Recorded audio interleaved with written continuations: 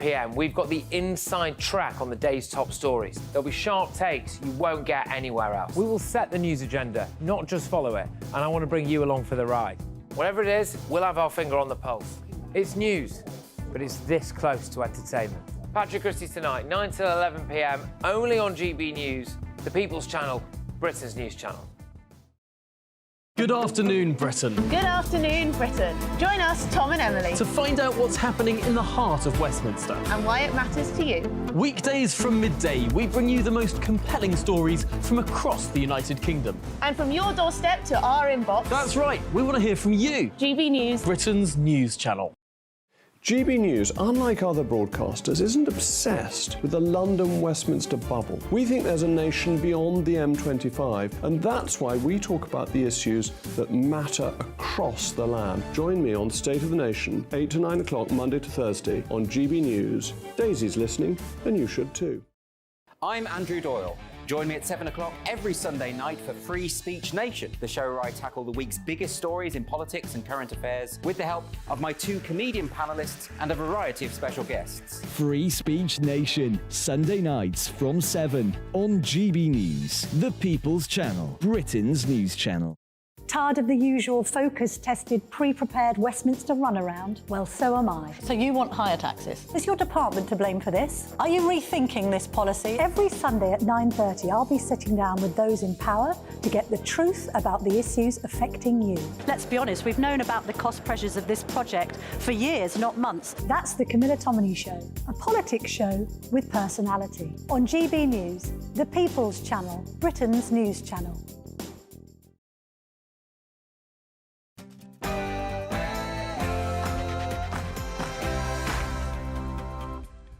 Good evening and welcome to Patrick Christys Tonight. Prince Harry's outrage at media intrusion into the private lives of the royal family is only matched by his own ruthless, greedy and hypocritical enthusiasm for doing it himself.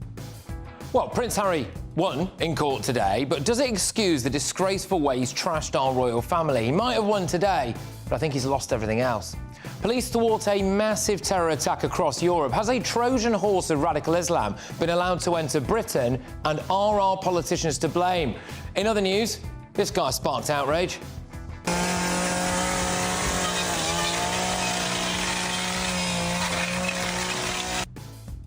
So that man, supposedly a millionaire property landlord, has copped it. After allegedly using a chainsaw to evict tenants, he joins me to clear things up and reveal the truth behind his stunt. And is motherhood a punishment? Labour MP Stella Creasy was moaning a bit about how having a baby stops her going to Christmas parties, but does she have a point?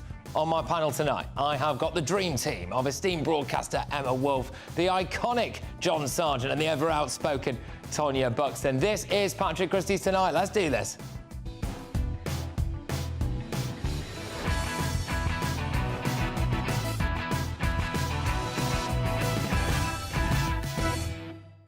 Get in touch with me now. Do you forgive Harry for trashing the royal family? GBviews at gbnews.com. I'll see you after the headlines with Sam Francis.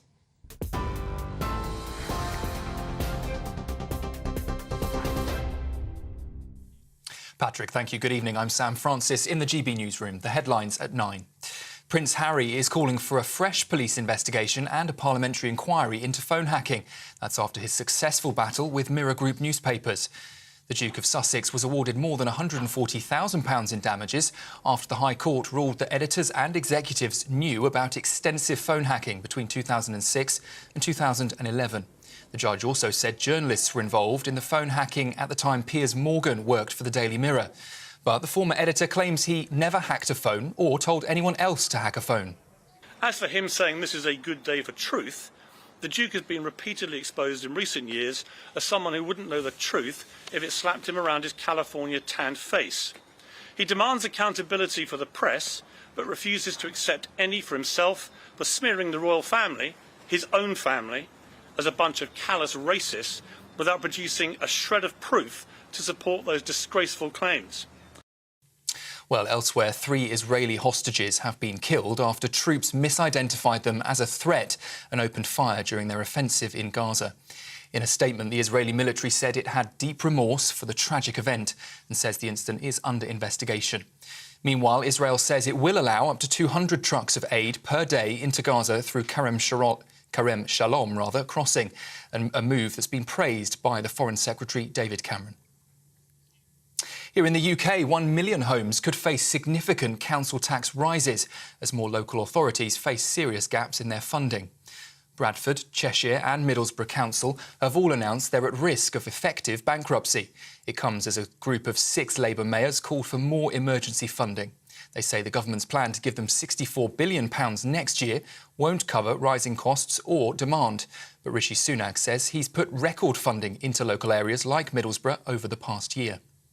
On average, councils are having about 10% more money to spend this year than they had the year before. Actually, Middlesbrough Council has even more than that, more than the national average. And unfortunately, this is just another example of a Labour-run council that's doing a bad job for its residents, it's mismanaging its finances. And actually, that's an example of what you get when Labour are in charge. And the grandmother of a British schoolboy who went missing 6 years ago has said she cannot express how relieved she is that he's been found safe and well. The 17-year-old is expected to fly back to the UK over the weekend. He went missing in 2017 after going on a family holiday to Spain. Detectives there believe that he was abducted by his mother to live an alternative lifestyle. That's the latest from the GB Newsroom. For more, you can find us on your TV, online, radio and on your smart speaker. This is GB News.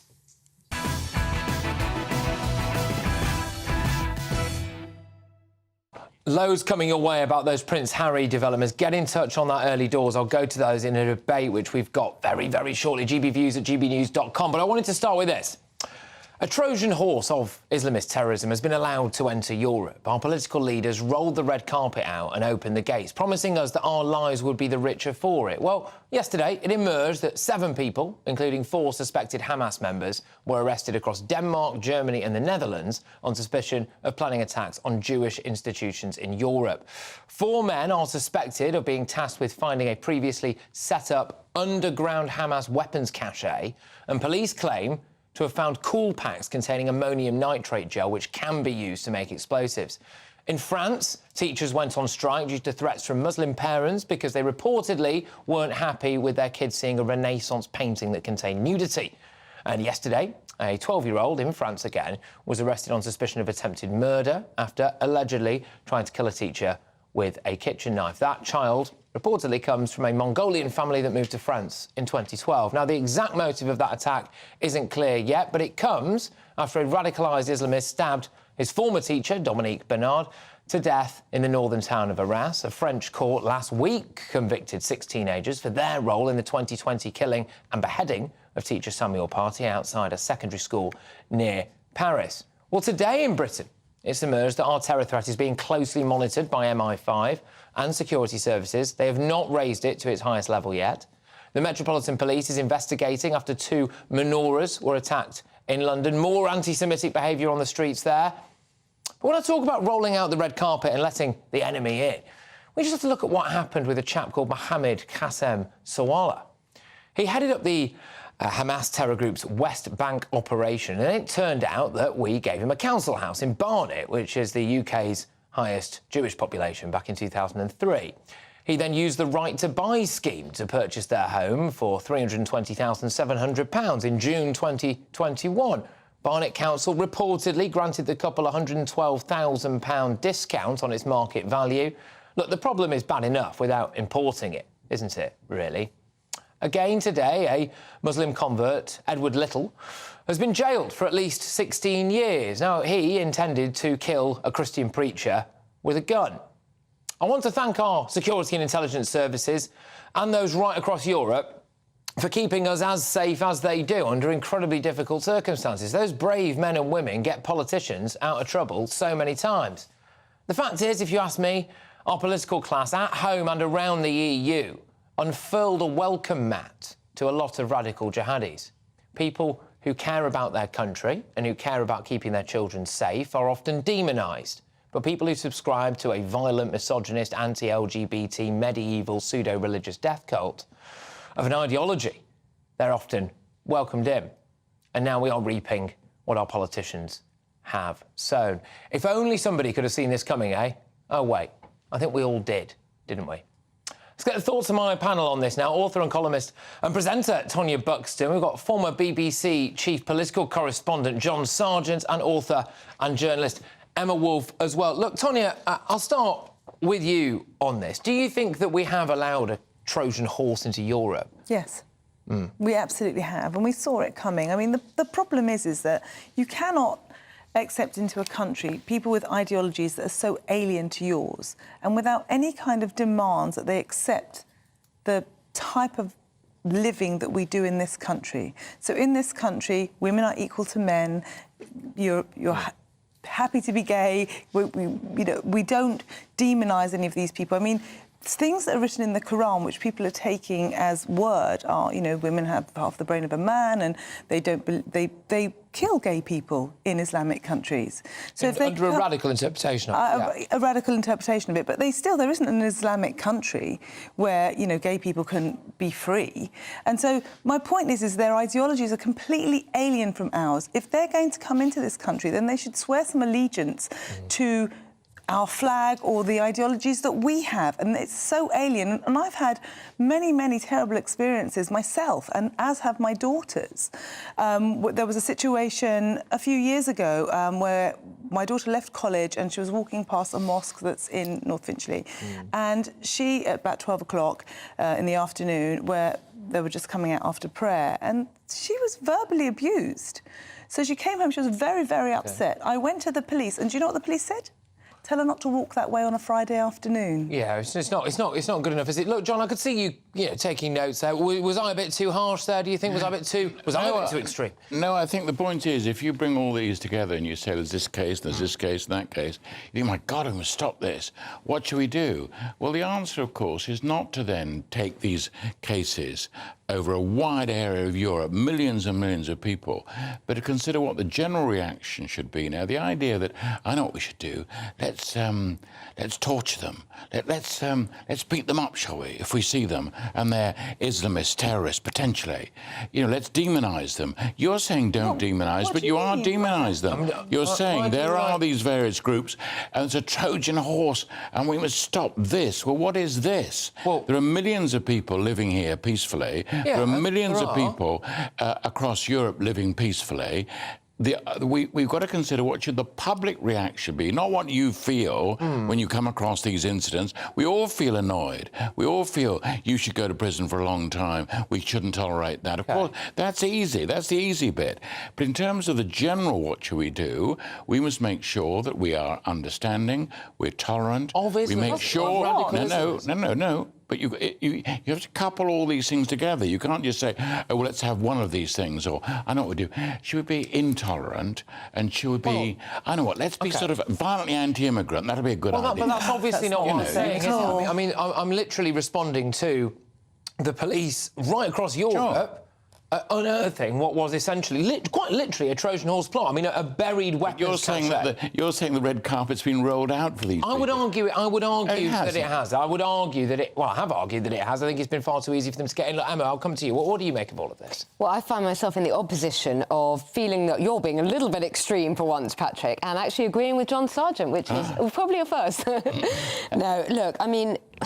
These cultural clashes are inevitable when we have global movement, global migration in this way. And I think the social media has massively fueled this whole radicalisation project, when you have people isolated and alone and being indoctrinated with these dreadful, dreadful ideologies. But they are unpleasant, Emma, isolated incidents. Yes, it's on the rise. The division and the rancour across our societies are on the rise. I mean, John is taking it that we're not demonising, but if you speak to someone like Maggie Oliver, who was the police officer who lost her job for being a whistleblower for what was going on up north, and it's still going on up north. There's these grooming gangs, there's all this stuff going on, and the reason it didn't come out publicly earlier was not because we were demonising it, it was because we weren't speaking up. And thousands of girls got raped because we did not speak up. We just need to be true and honest. And we have to... I don't think we should demonise anyone, but if someone's doing something, if you're raping young girls or if you're plotting to kill... I'm of Cypriot descent. Safi Rose, who was the youngest girl that died in the Manchester bombings, was of Cypriot dissent. I know. What do you want to say? Oh, well, don't demonise them. No, Don't and be I mean hear to what these you say, people. Tonya. Let A lot them in, of do what they like. I do think we have accepted. Hold on a minute. When the law is broken, of course, throw the law book at them. No one's suggesting go easy on them when they've been convicted or when they're in danger. This is my argument. Isn't it too late? Because you can see this coming, can't you? And make sure that you don't get what happened. You're right about the grooming thing. That should have been taken more seriously. But it's still going on now, No, I know.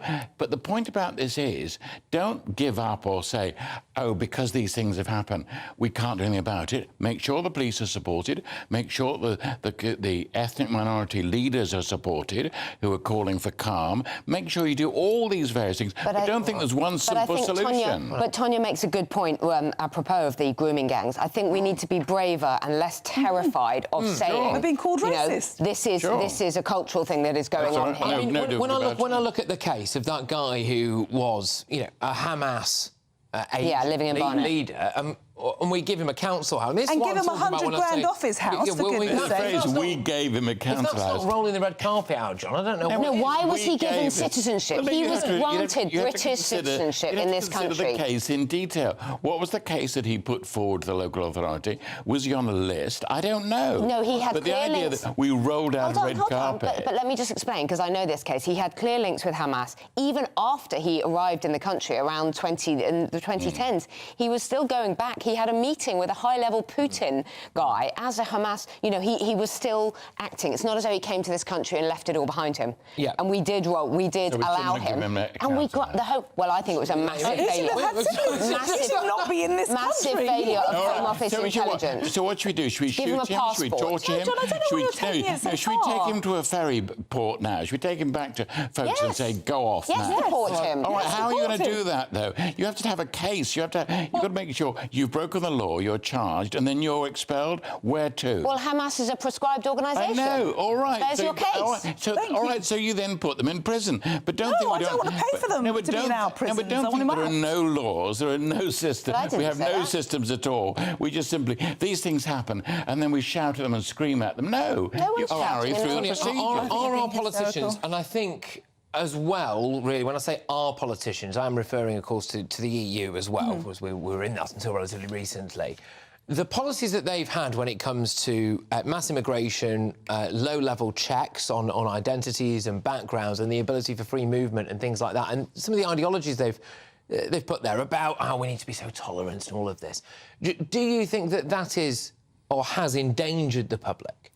It's endangered the public. It's changed the scenery of our culture across Europe as well. If you go to Sweden, they've got a lot to say. Same with Germany, same with Denmark. The essence of a culture is lost because I'm an immigrant's child. We came in, we integrated, we cherished the ground. Britain gave me my life, and I'm so proud to be British. That's not what you're getting now. You're getting people that are arriving saying, no, I'm not going to change for you. You change for me. You have my ideology, and that ideology takes in things that we do not see as legal in our country. It's put us in danger. It's changed the dynamics of how we want to live our lives. In Sweden now, young girls who 10 years ago would be walking freely out in the streets late at night are not doing it anymore. Okay. We've had police reports from Denmark and Germany, the same thing. Okay. It's wrong. And I have a friend in her 70s who lives in the Isle of Sheppey who will not go out into the town centre because she feels, and this is not my view,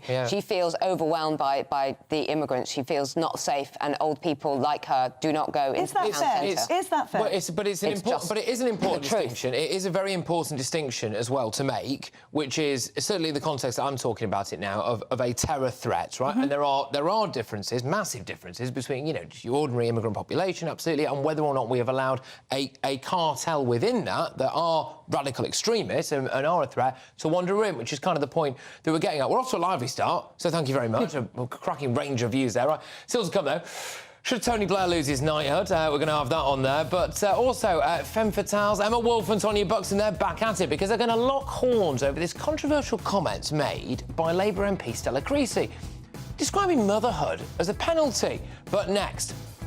As Prince Harry finally achieved some vindication in his seemingly never-ending legal battles with the British press, does today's verdict in the High Court mean that the Duke of Sussex deserves a bit more sympathy from the British public?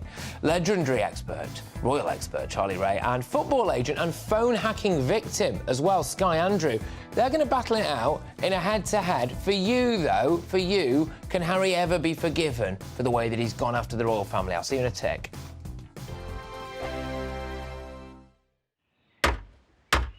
Who is it? We're here for the show. Welcome to the Dinosaur Hour with me, John Cleese.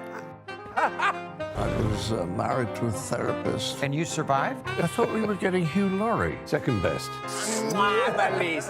You interviewed Saddam Hussein. What's that like? I was terrified. I'm playing strip poker with these three. Oh! No, thank you. My CDs need to be put in alphabetical order. Are you going to be problematic again? The Dinosaur Hour. Sundays on GB News. Good afternoon, Britain. Good afternoon, Britain. Join us, Tom and Emily, To find out what's happening in the heart of Westminster. and why it matters to you. Weekdays from midday, we bring you the most compelling stories from across the United Kingdom. And from your doorstep to our inbox. That's right, we want to hear from you. GB News, Britain's news channel. I think the most exciting bit for me is talking to people. People who I think are ignored often by the major news channels.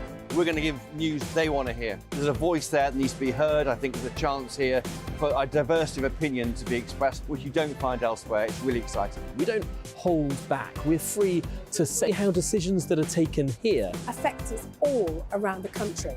Only on GB News, the People's Channel, Britain's news channel.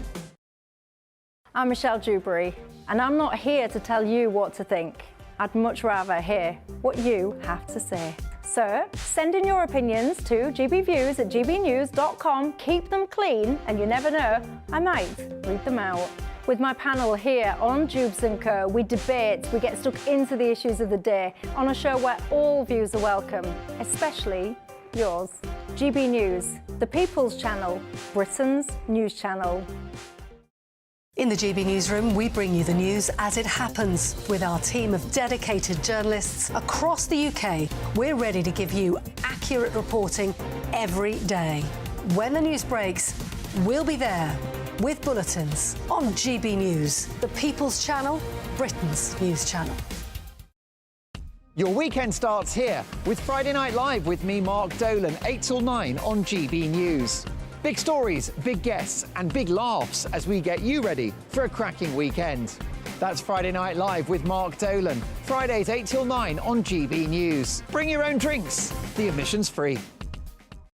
GB News, unlike other broadcasters, isn't obsessed with the London-Westminster bubble. We think there's a nation beyond the M25, and that's why we talk about the issues that matter across the land. Join me on State of the Nation, 8 to 9 o'clock, Monday to Thursday, on GB News. Daisy's listening, and you should too.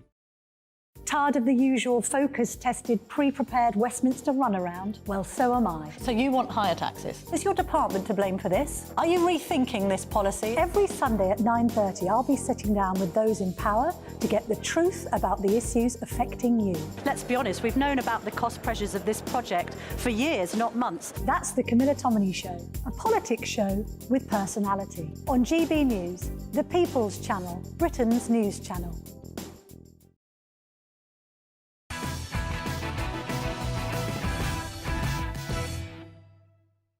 Welcome back. Now, Labour MP Stella Creasy laments a motherhood penalty, so we'll get onto that. But right now, it's time for a head-to-head.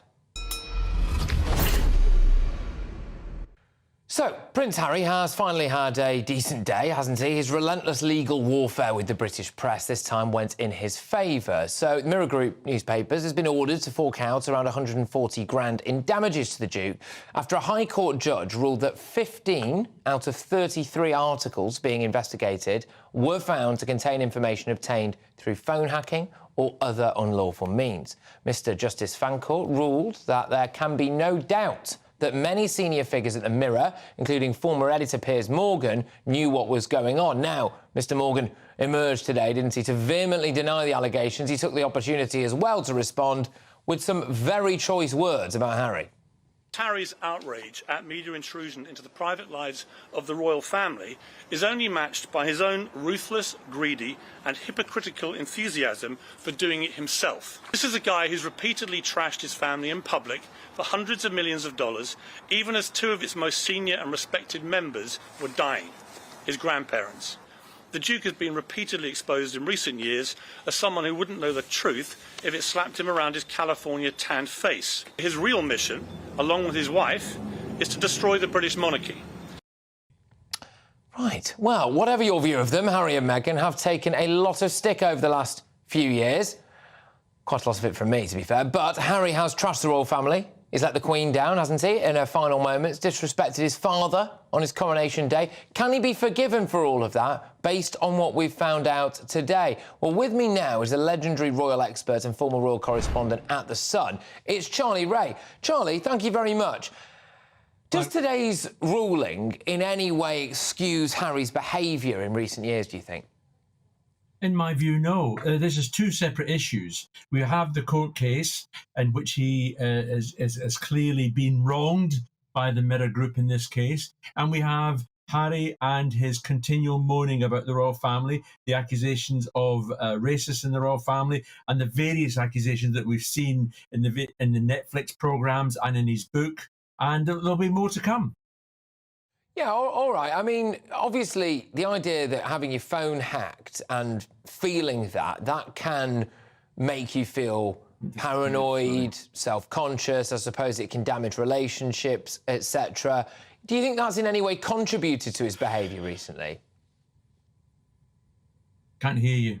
Sorry. Oh, have we lost Charlie? Any chance? No? All right. Tell you what, it's actually all right because we can go straight into the GB News inbox now. Patrick, it will be good to see Harry give the money that he's just been awarded to charity, don't you think? Says Elizabeth. Yeah, I mean, absolutely. Surely it would be good. We've just seen the recent accounts published for Archwell. They tried to claim that they've got millions in reserve when it doesn't necessarily appear that they have. Loads of people, of course, now getting in touch about whether or not Harry can be forgiven for his recent antics. We've had the Oprah interview, haven't we? We've obviously had the Netflix series. We've had his book, Spare, or Where, as it was lovingly referred to, as well. Whether or not all of those things, him going along with the idea of there being racists in the royal family, not necessarily being there as much as he should have been in the final moments for the Queen and for Prince Philip, whether he can be forgiven for that. No, absolutely not. How can you forgive him, says Basil. Charlie Ray is back. Charlie, have you got me? I think he possibly does. Yes. Yes, I have, yes. Good lad. OK. Do you think that the phone hacking in any way contributed towards Harry's sense of paranoia and maybe the way that he now views the family and views us, I suppose? Oh, yeah, undoubtedly. I mean, it's been proven today by the result in that court case that Harry's phone was hacked. I think the judge said it's modest extent. It doesn't matter whether it was modest, whether it was one phone hack or whether it was hundreds of phone hacks. His phone was hacked, and quite rightly so. He has been awarded money, 140,000. It's a drop in the ocean. The money's not the point. The point is that he has been proved in his justification for going after certain newspapers. How can he claim now to stand in court and to be doing a service for people who value their privacy while simultaneously vomiting a load of his most personal information and deeply personal information about other people as well? That poor lady who, took his virginity in the field behind a pub. I mean, he didn't care much about her privacy, did he? He spent the last few years just dishing it out, and now here we go. It's a victory for truth and all of this stuff. How can he marry those two things up? Well, this is where he becomes hypocritical. He's done all these sort of things, like you mentioned, the Oprah interview, Spare, the various television programs, and he's trashed various people along the way, and yet he goes to a court, which is entitled to do, and say, my privacy was invaded, my phone was hacked, and now the Mirror is going to have to pay the cost. Now, look, Charlie, you were obviously, in the thick of it around the Fleet Street area for quite a while. I mean, what was the reality like in terms of, I'm not accusing you of anything, obviously, but what was the reality like when it comes to phone hacking and things like that? Well, let me just say, Patrick, that today's judgment against the Mirror is a very, very bad day for the profession and the industry that I have loved for 50 years. It's dreadful. And we have to remember as well, there's a small number of people involved in phone hacking. The vast majority of journalists at national newspaper level are all decent, hard-working people. Now, my own phone, and I sat 100 yards away from the News of the World in my office, my own phone was hacked 595 times. During that time. That was the first time I ever heard of phone hacking, was when the police contacted me to tell me that my phone had been hacked by the News of the World. So I knew nothing about this. All I can tell you is that when I was doing my job, I had sources, there's no question about that. I had people who were telling me things about members of the royal family. I checked them out, and we had decent stories. I never used a private investigator, I've never used a detective, and I've never hacked a phone. And that is the vast majority of people. You can imagine our shock when we were told it was one rogue reporter at the News of the World who was doing it, and then we find out it was all being done on an industrial scale. And we've seen how industrial it is. News Group has already paid out £1.2 billion to victims of phone hacking.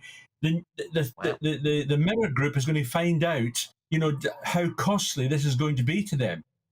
Well, quite obviously. I mean, those numbers were news to me there, but I mean, if that's the case, it is startling. Obviously, Mirror Group are not here to defend themselves at the moment, but I suppose they were in court, weren't they? Charlie, thank you very much. Charlie Ray, there, the esteemed royal reporter. Good stuff. Now, look, should former Prime Minister Tony Blair be deprived of his knighthood? Labour peer Peter Mandelson claims that Blair agreed to ban fox hunting after a £1 million donation to the Labour Party from an animal rights group. Well, this is fascinating, isn't it? We've seen Just Stop Oil for a period of time get involved with the Labour Party under Keir Starmer, although they were outside his house today protesting, so that's gone south, hasn't it? But, Tony Blair, off of the Iraq war, off of a load of different issues that faces society at the moment, should he be stripped of his knighthood? This comes as the Alba Party's Neil Hanvey has declared that he actually really should lose the honour after declassified documents from 1998 do show that Sir Tony was determined to take military action in Iraq, apparently contrary to legal advice. I'll also be speaking to a landlord who seemingly used a chainsaw to break down a door to a tenant who would not leave his property. I'll be hearing his side of the story on one of the week's most controversial clips very, very shortly. Coming up next, though, more Sparks Will Flies. Tonight's Femme Fatales.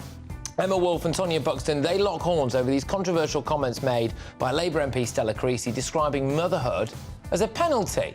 You won't want to miss that one. Back in a tick. Wake up to the headlines with Headliners every morning at 5 a.m. We treat you to the day's biggest stories before anyone else, 7 days a week. You can catch up on everything you need to know before you've even had your kippers. Headliners every morning at 5 a.m, only on GB News, the People's Channel, Britain's news channel. I'm Andrew Doyle. Join me at 7 o'clock every Sunday night for Free Speech Nation, the show where I tackle the week's biggest stories in politics and current affairs with the help of my 2 comedian panellists and a variety of special guests. Free Speech Nation, Sunday nights from 7 on GB News, the People's Channel, Britain's news channel. Big news, big debates, big opinion. Patrick Christys Tonight is the week's biggest show. Every weekday, 9 to 11 p.m, we've got the inside track on the day's top stories. There'll be sharp takes you won't get anywhere else. We will set the news agenda, not just follow it, and I want to bring you along for the ride. Whatever it is, we'll have our finger on the pulse. It's news, but it's this close to entertainment. Patrick Christys Tonight, 9 to 11 p.m, only on GB News, the People's Channel, Britain's news channel. Now then, Lee Anderson here. Join me on GB News on my show, The Real World, every Friday at 7 p.m. I'm not eating bloody cat. Are you Delicious. mental? Open your mouth. OK, here comes a train. Reminds me of the scene in Singing in the Rain. Adam, is that a good one? Whoa! Join me at 7 on GB News, Britain's news channel. What you get for breakfast is something that, if we do our jobs right, you will wake up to news that you didn't know the night before. It's a conversation. It's not just me and Eamon. We want to get to know you, and we want you to get to know us. From 6, it's Breakfast with Eamon and Isabel. Monday to Thursdays on GB News. Britain's news channel. There's only 3 people you can trust in life. Your doctor, your lawyer and your nana. I'm not sure. So join me, Nana Aquare, at 3 p.m. every Saturday and Sunday where we discuss the biggest topics of the weekend. Be ready for battle. Could you be quiet? What is this? It's my new It's your new teeth. I don't bite. Well, not without a good reason. Always honest, always fun. Every weekend at 3 p.m. on GB News, the People's Channel, Britain's news channel. Every Sunday from 11, join Michael Portillo. There'll be topical discussion, looking at the week before and the week to come. So kick back and relax at 11 a.m. on Sundays on GB News with me, Michael Portillo. GB News, the People's Channel, Britain's news channel. I'm Michelle Dewberry, and I'm not here to tell you what to think. I'd much rather hear what you have to say. So, send in your opinions to gbviews@gbnews.com. Keep them clean, and you never know, I might read them out. With my panel here on Jubes & Co, we debate, we get stuck into the issues of the day on a show where all views are welcome, especially yours. GB News, the People's Channel, Britain's news channel. Have a great Saturday night with me, Leo Curse, on the Saturday Night Showdown. It's a crazy world out there, so come and make fun of it with me, my panel of comedians, and a couple of people who actually know what they're talking about. This Saturday Night Showdown is your front row ticket to the clown show every Saturday, only on GB News, the People's Channel, Britain's news channel.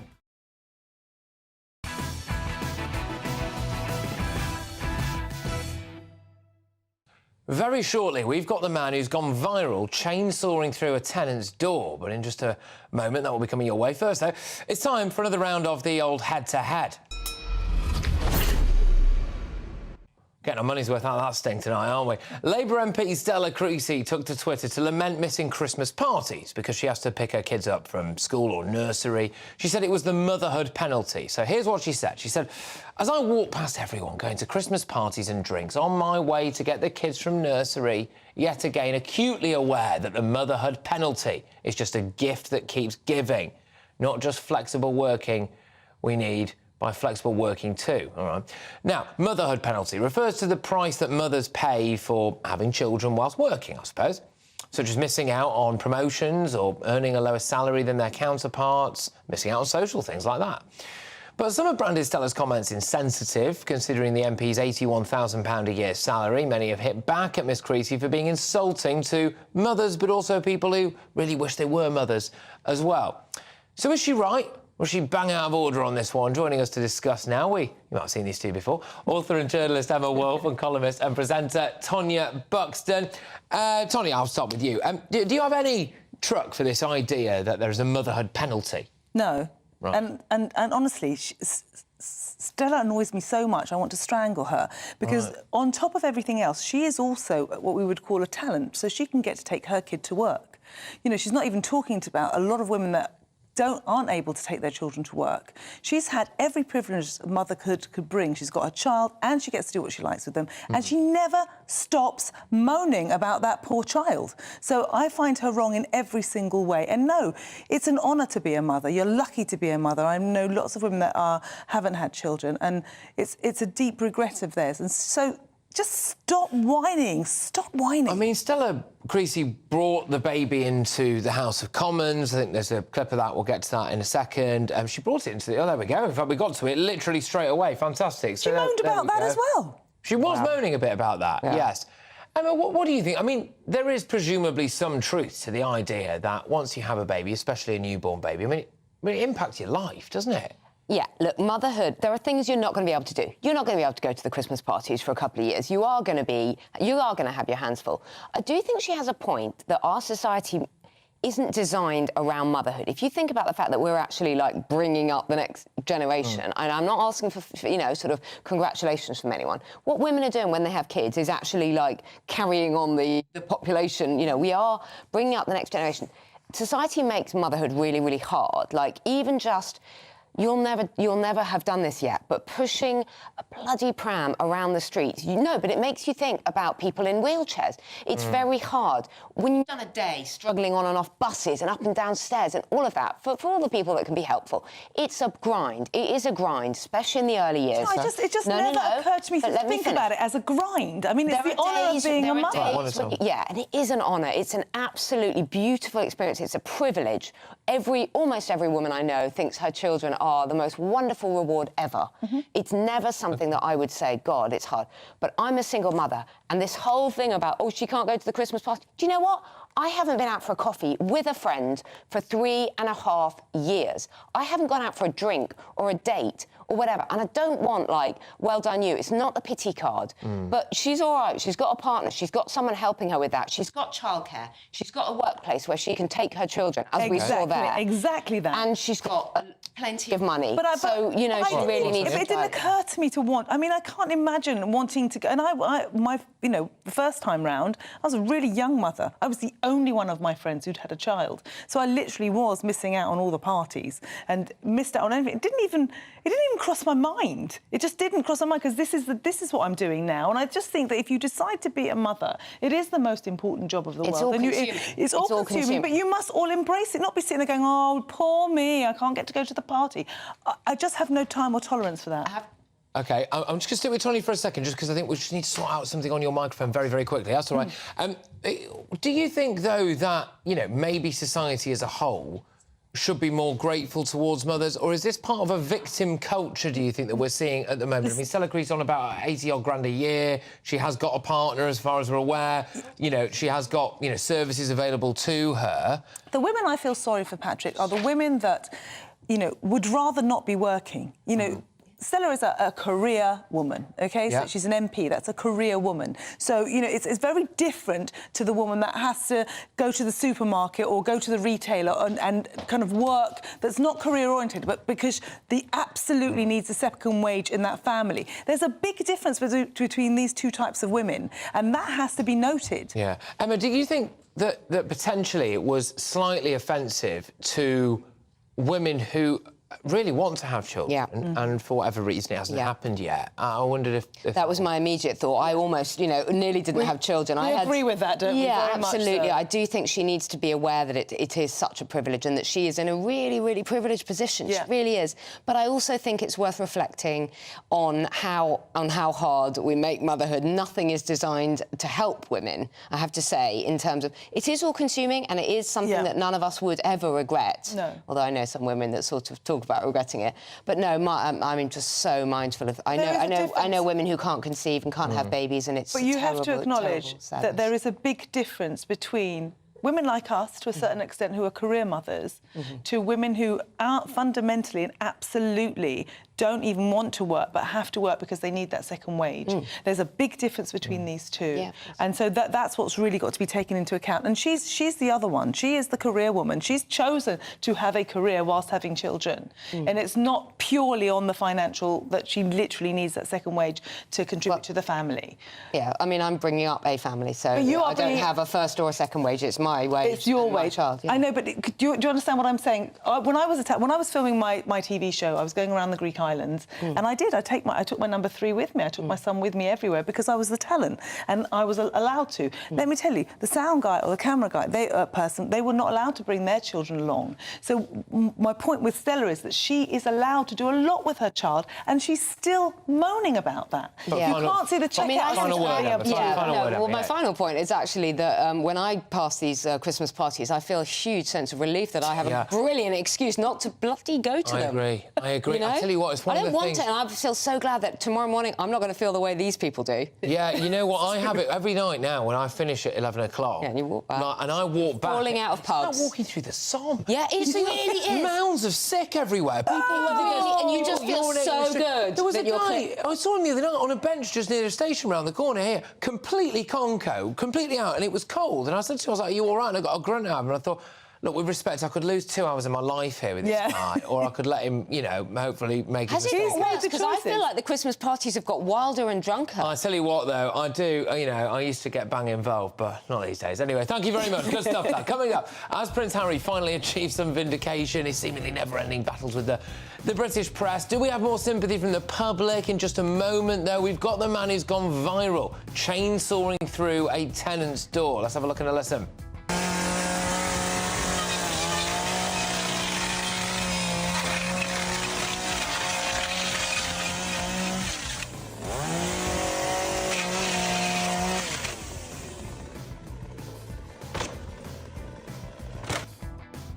It's the kick at the end for me that really does it. But, yeah, he's going to come on and, you know, clear up some of the rumours and things around that clip. But next, a furious MP hits out at calls for Tony Blair to be stripped of his knighthood after declassified documents raised serious questions about his decision to invade Iraq in 2003. Should the divisive former Prime Minister now be stripped of his accolade? That's next.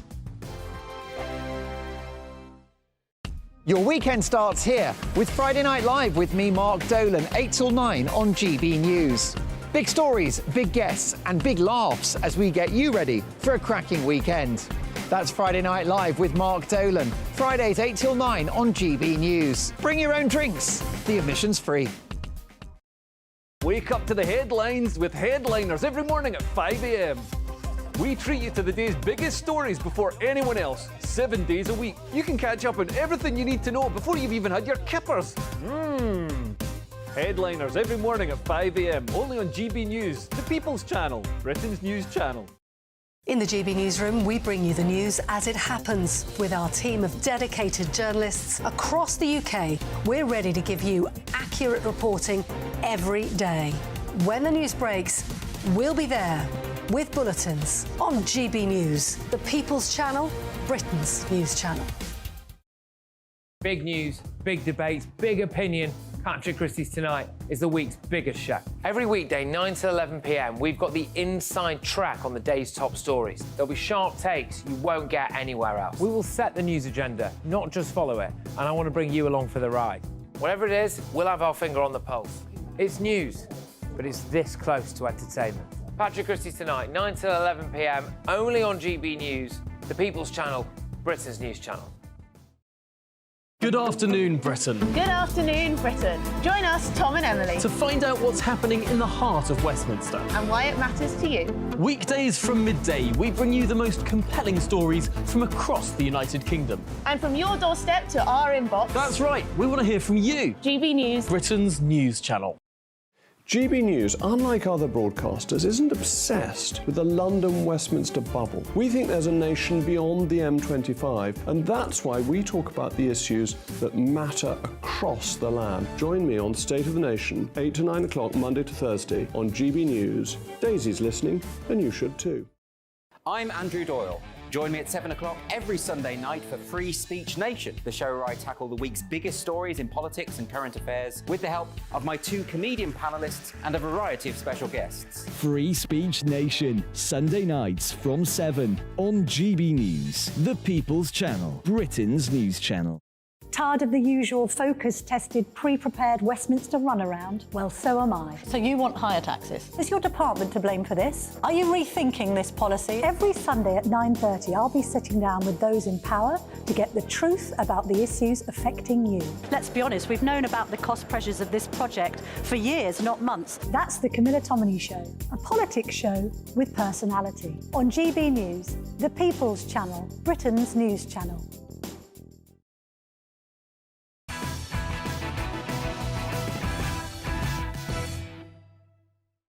Now, Labour peer Peter Mandelson, who obviously in no way looks like the kind of man who sleeps upside down in a cocoon, has claimed this week that Tony Blair agreed to ban fox hunting after a £1 million donation to Labour from an animal rights group. Lord Mandelson said that the organisation put Blair under pressure to ban the countryside activity. This comes as a new report has suggested declassified documents from 1998 show that Sir Tony was determined to take military action in Iraq contrary to legal advice. The Alba Party's MP Neil Hanvey has now called for Blair to be stripped of his knighthood. So, what do we think? Joining me to discuss this very, very shortly is the editor-at-large for the Mail on Sunday, Charlotte Griffiths. We'll go to her in just a second. But yeah, it has been something that a lot of people get very hot under the collar about, isn't it? When you think about the idea that Tony Blair, a man who many people think is responsible for opening the door to the mass migration issue that we have today, education, which has, as far as I can tell, saddled a heck of a lot of people with a lifetime of debt to go and do Mickey Mouse degrees.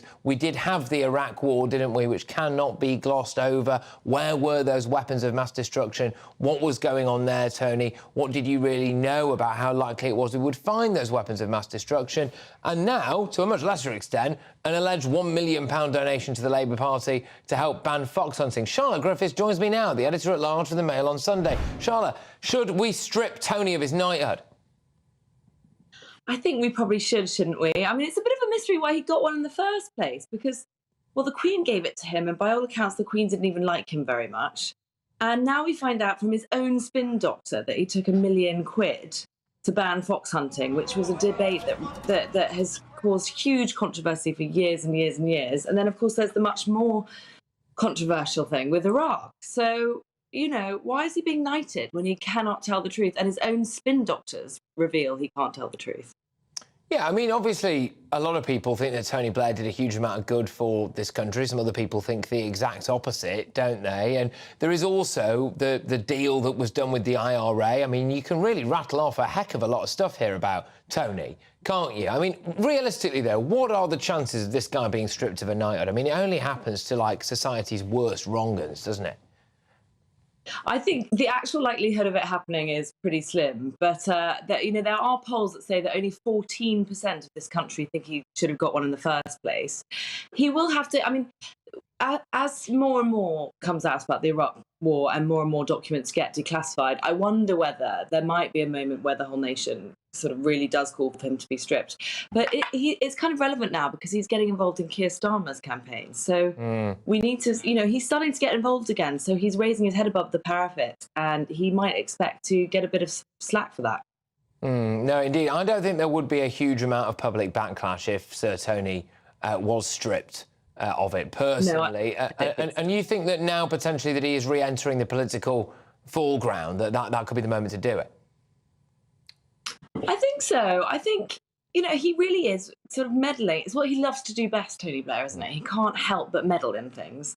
And he's getting involved. So, you know, he's going to be under the microscope again. And he can, for the rest of his life, he knows perfectly well, for the rest of his life, Iraq will be a thorn in his side. And we'll be looking closely at his behaviour. Remarkable. It is remarkable. Talk about things like truth and decency, and we see that. I mean, I know there's been inquiries into this, and, you know, he's been largely exonerated and everything. But, you know, it is an issue nonetheless. Look, Charlotte, thank you very much. Short and sweet tonight, but great to have you on nonetheless. Charlotte Griffiths there, the editor-at-large of the Mail on Sunday. Now, a video that apparently shows a landlord using a chainsaw to break down the door of a tenant who refused to leave one of his properties went absolutely viral in the last couple of days. Let's just take a little bit of a look at the clip, shall we?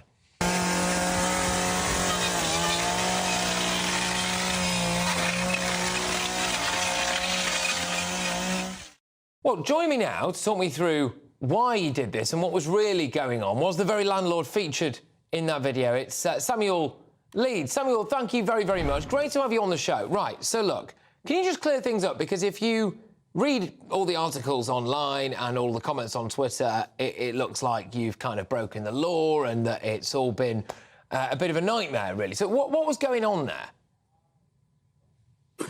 Well, firstly, breaking entry to a property when there's a guest in the property that's not paying rent is not breaking the law. It's completely legal. But secondly, I did it deliberately as a stunt because I knew, guaranteed, I said to all my friends that the media would report it like crazy and make me look like the bad guy. But the interesting thing is, if you go into a shop and you steal something, you go in and steal bread, everyone will say, that person deserves to be punished. But for some weird reason, you steal from a landlord or a property owner, and then suddenly it's all right. I'm the criminal. I'm the bad guy for evicting that person. So Yeah, and there's a lot of nonsense being talked about on social media. Even, do you know what's really interesting as well? That video that I posted was banned from TikTok, but then the Daily Mail posted it, and it's still up there. Was there anyone in that property? And they posted it and talked nonsense. Yeah, was there anyone in that property? No, it was a stunt. It was empty. I just bought it. It was a hotel. Class C1 hotel with no tenants possibly in it because it's a hotel. And if there was tenants in it that weren't paying, they're guests anyway. They don't pay. I can kick them out. So how does it work? The difference, right, between a tenant and a guest. Can you just explain that? Yes. Well, it seems like I have to because GBNews don't have a clue because they reported today. Landlord kicks out tenant with chainsaw. Tenant. Not a tenant in there. I never said there was a tenant in there. Right. Well, I certainly haven't. I'll be honest with you, I haven't seen that. I certainly haven't reported that. So if that has happened, then apologies. But it's nonsense. Right. So, but just explain the difference between guest and tenant, then, mate. Go on. Okay. Because landlords are so persecuted in this country, in Britain, a lot of landlords are now renting their properties out instead to guests, like how you'd rent out a hotel. So you don't rent the property, you hire the property, and you pay nightly for it. It's tax efficient, it gives way better cash flow, and if your guest doesn't pay, they have no rights. If they're in there and they don't pay, you can kick them out within 24 hours. Okay. And, I mean, do you have to kick people out a lot? Not a lot, but yeah, I do have to. And I did a post on Twitter today, a poll, and I said, if you've got someone living in your property and they're not paying you to stay there, should you A, evict them, or B, just let them stay there for free? 62% of people, and there was thousands of people that filled the poll out, 62% said, let them live there for free. Really? Yeah. Okay, because there is a perception, right? There is a perception. I mean, obviously, however you choose to express, a staged eviction or whatever, whether or not that's with a chainsaw or through another means, there is a perception that landlords are flush with cash, that they've got loads of money, and that it doesn't really matter if someone doesn't pay rent for a couple of months. Is that true? I mean, you're described as a millionaire landlord. I mean, is that accurate? I'd be embarrassed to be a millionaire. I'm a multi-millionaire, and I make over £1 million a month. If I was a millionaire, I'd be very embarrassed. Right. So, yeah, I'm a multi-millionaire. Make many millions. I suppose, with respect, Samuel, I suppose the argument might be that you probably could afford for somebody to maybe not pay rent. That's a terrible argument. That's a horrible argument. And also, right, if someone's in a property and they're not paying rent, I mean, you could say, oh, well, Asda can afford it. Asda can afford for people to go in and steal bread. But we wouldn't say that because it's immoral. You should pay for the service that you have. It's irrelevant how rich I am.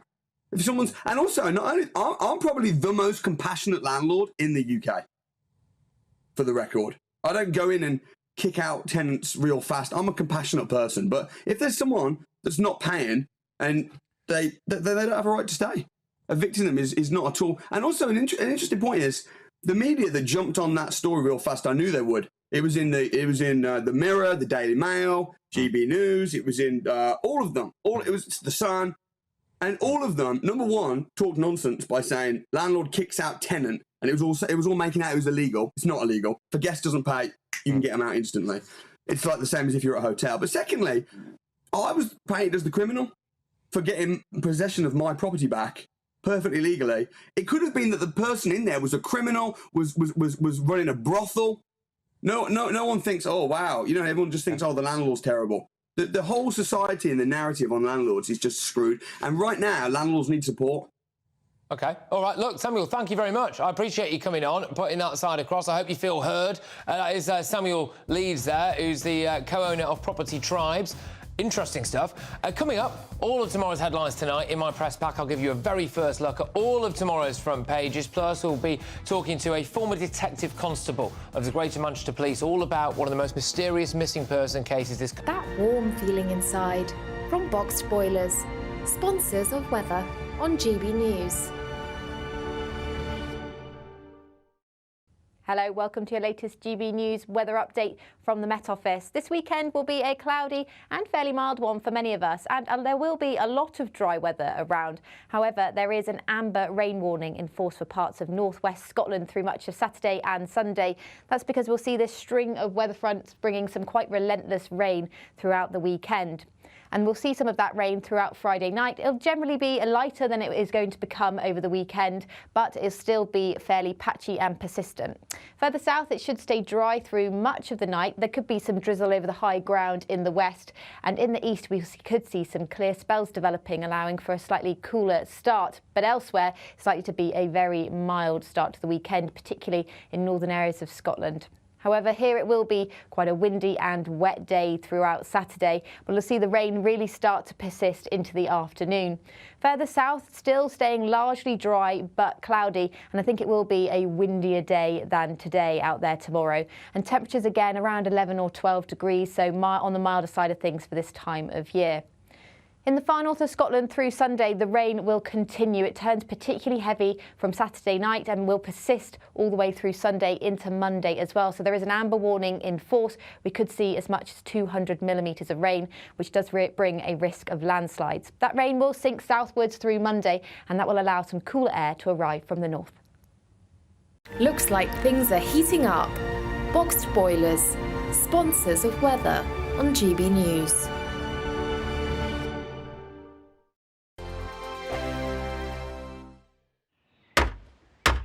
Who is it? We're here for the show. Welcome to the Dinosaur Hour with me, John Cleese. I was married to a therapist. And you survived? I thought we were getting Hugh Laurie. Second best. You interviewed Saddam Hussein. What's that like? I was terrified. I'm playing strip poker with you three. Oh! No, thank you. My CDs need to be put in alphabetical order. Are you going to be problematic again?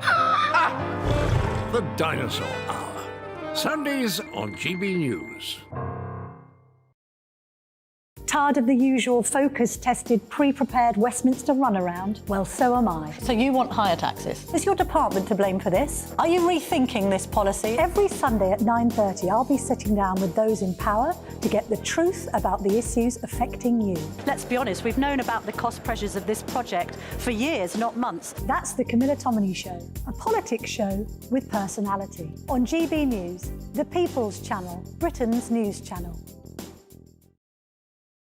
I think the most exciting bit for me is talking to people. People who I think are ignored often by the major news channels.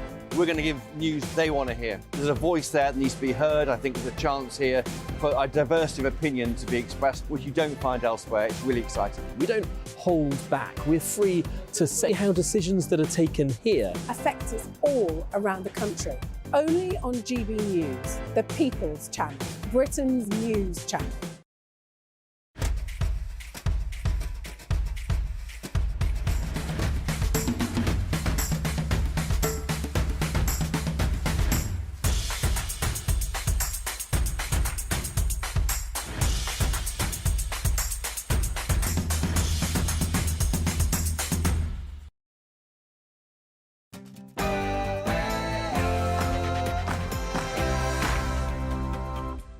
It's 10 p.m. and welcome along to Patrick Christys Tonight. This case is not just about hacking. It is about a systemic practice of unlawful and appalling behaviour. Prince Harry has trashed his own family, allowed claims of royal racism to fester and swanned off to California. But he won today in court over phone hacking. Do you forgive him? Big debate coming up very, very shortly. And it's one of the most mysterious missing person cases in history. Alex and his family remain our focus, and we still have some work to do in establishing the full circumstances surrounding his disappearance. Alex Batty, who disappeared aged just 11, has been found and is set to return to Oldham in a few hours' time. I speak to a former top cop at Greater Manchester Police as we try to get to the bottom of what's really happened. I will have all of tomorrow's front pages tonight from 10:30 p.m. to make sure that you're ahead of the game. There's been this madness in Ukraine as well.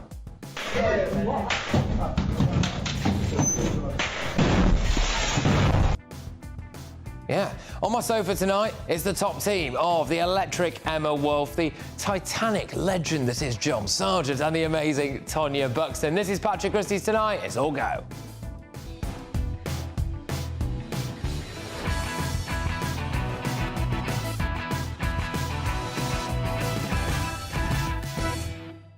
Oh, I forgot to say as well, Rishi Sunak's Christmas card is out. I'll see how you rate it very, very shortly as we delve into some of the worst and best Christmas cards of our politician. I'll see you after the headlines with Sam Francis.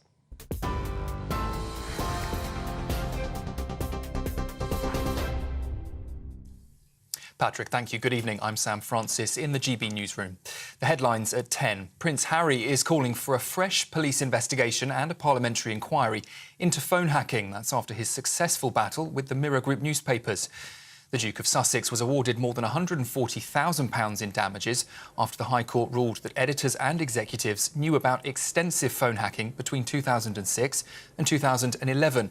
The judge also said journalists were involved in phone hacking at the time that Piers Morgan worked for the Daily Mirror. But the former editor claims that he never hacked a phone or told anyone else to hack a phone. As for him saying this is a good day for truth, the Duke has been repeatedly exposed in recent years as someone who wouldn't know the truth if it slapped him around his California tanned face. He demands accountability for the press, but refuses to accept any for himself for smearing the royal family, his own family, as a bunch of callous racists without producing a shred of proof to support those disgraceful claims. Well, tonight we've learned that the death of Hollywood actor Matthew Perry has been ruled an accident from the effects of ketamine. Medical officials in Los Angeles have confirmed drowning was also a factor in his death. Police were called to the sitcom star's home in LA in October, where he was found unresponsive in his pool. He died at the age of 54. 3 Israeli hostages have been killed after troops misidentified them as a threat and opened fire during their offensive in Gaza. In a statement, the Israeli military said it had deep remorse for the tragic event and said the incident is under investigation.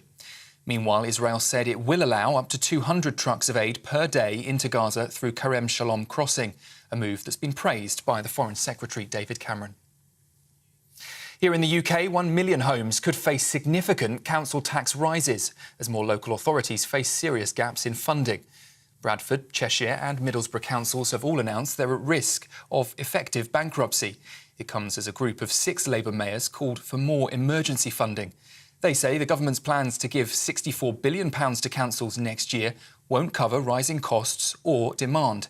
But Rishi Sunak says he's putting record funding into local areas like Middlesbrough over the past year.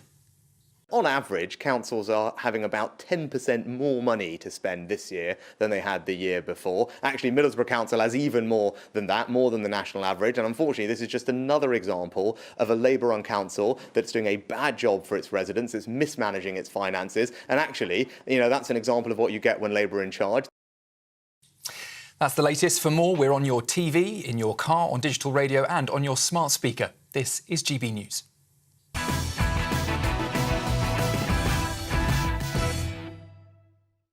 Prince Harry might have just been named as Hollywood's biggest loser, but he will be celebrating a victory today, of sorts. To summarise what happened at the High Court, Harry was a victim of phone hacking.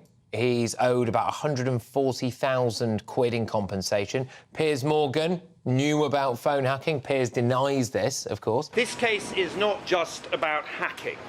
It is about a systemic practice of unlawful and appalling behaviour, followed by cover-ups and destruction of evidence, the shocking scale of which can only be revealed through these proceedings.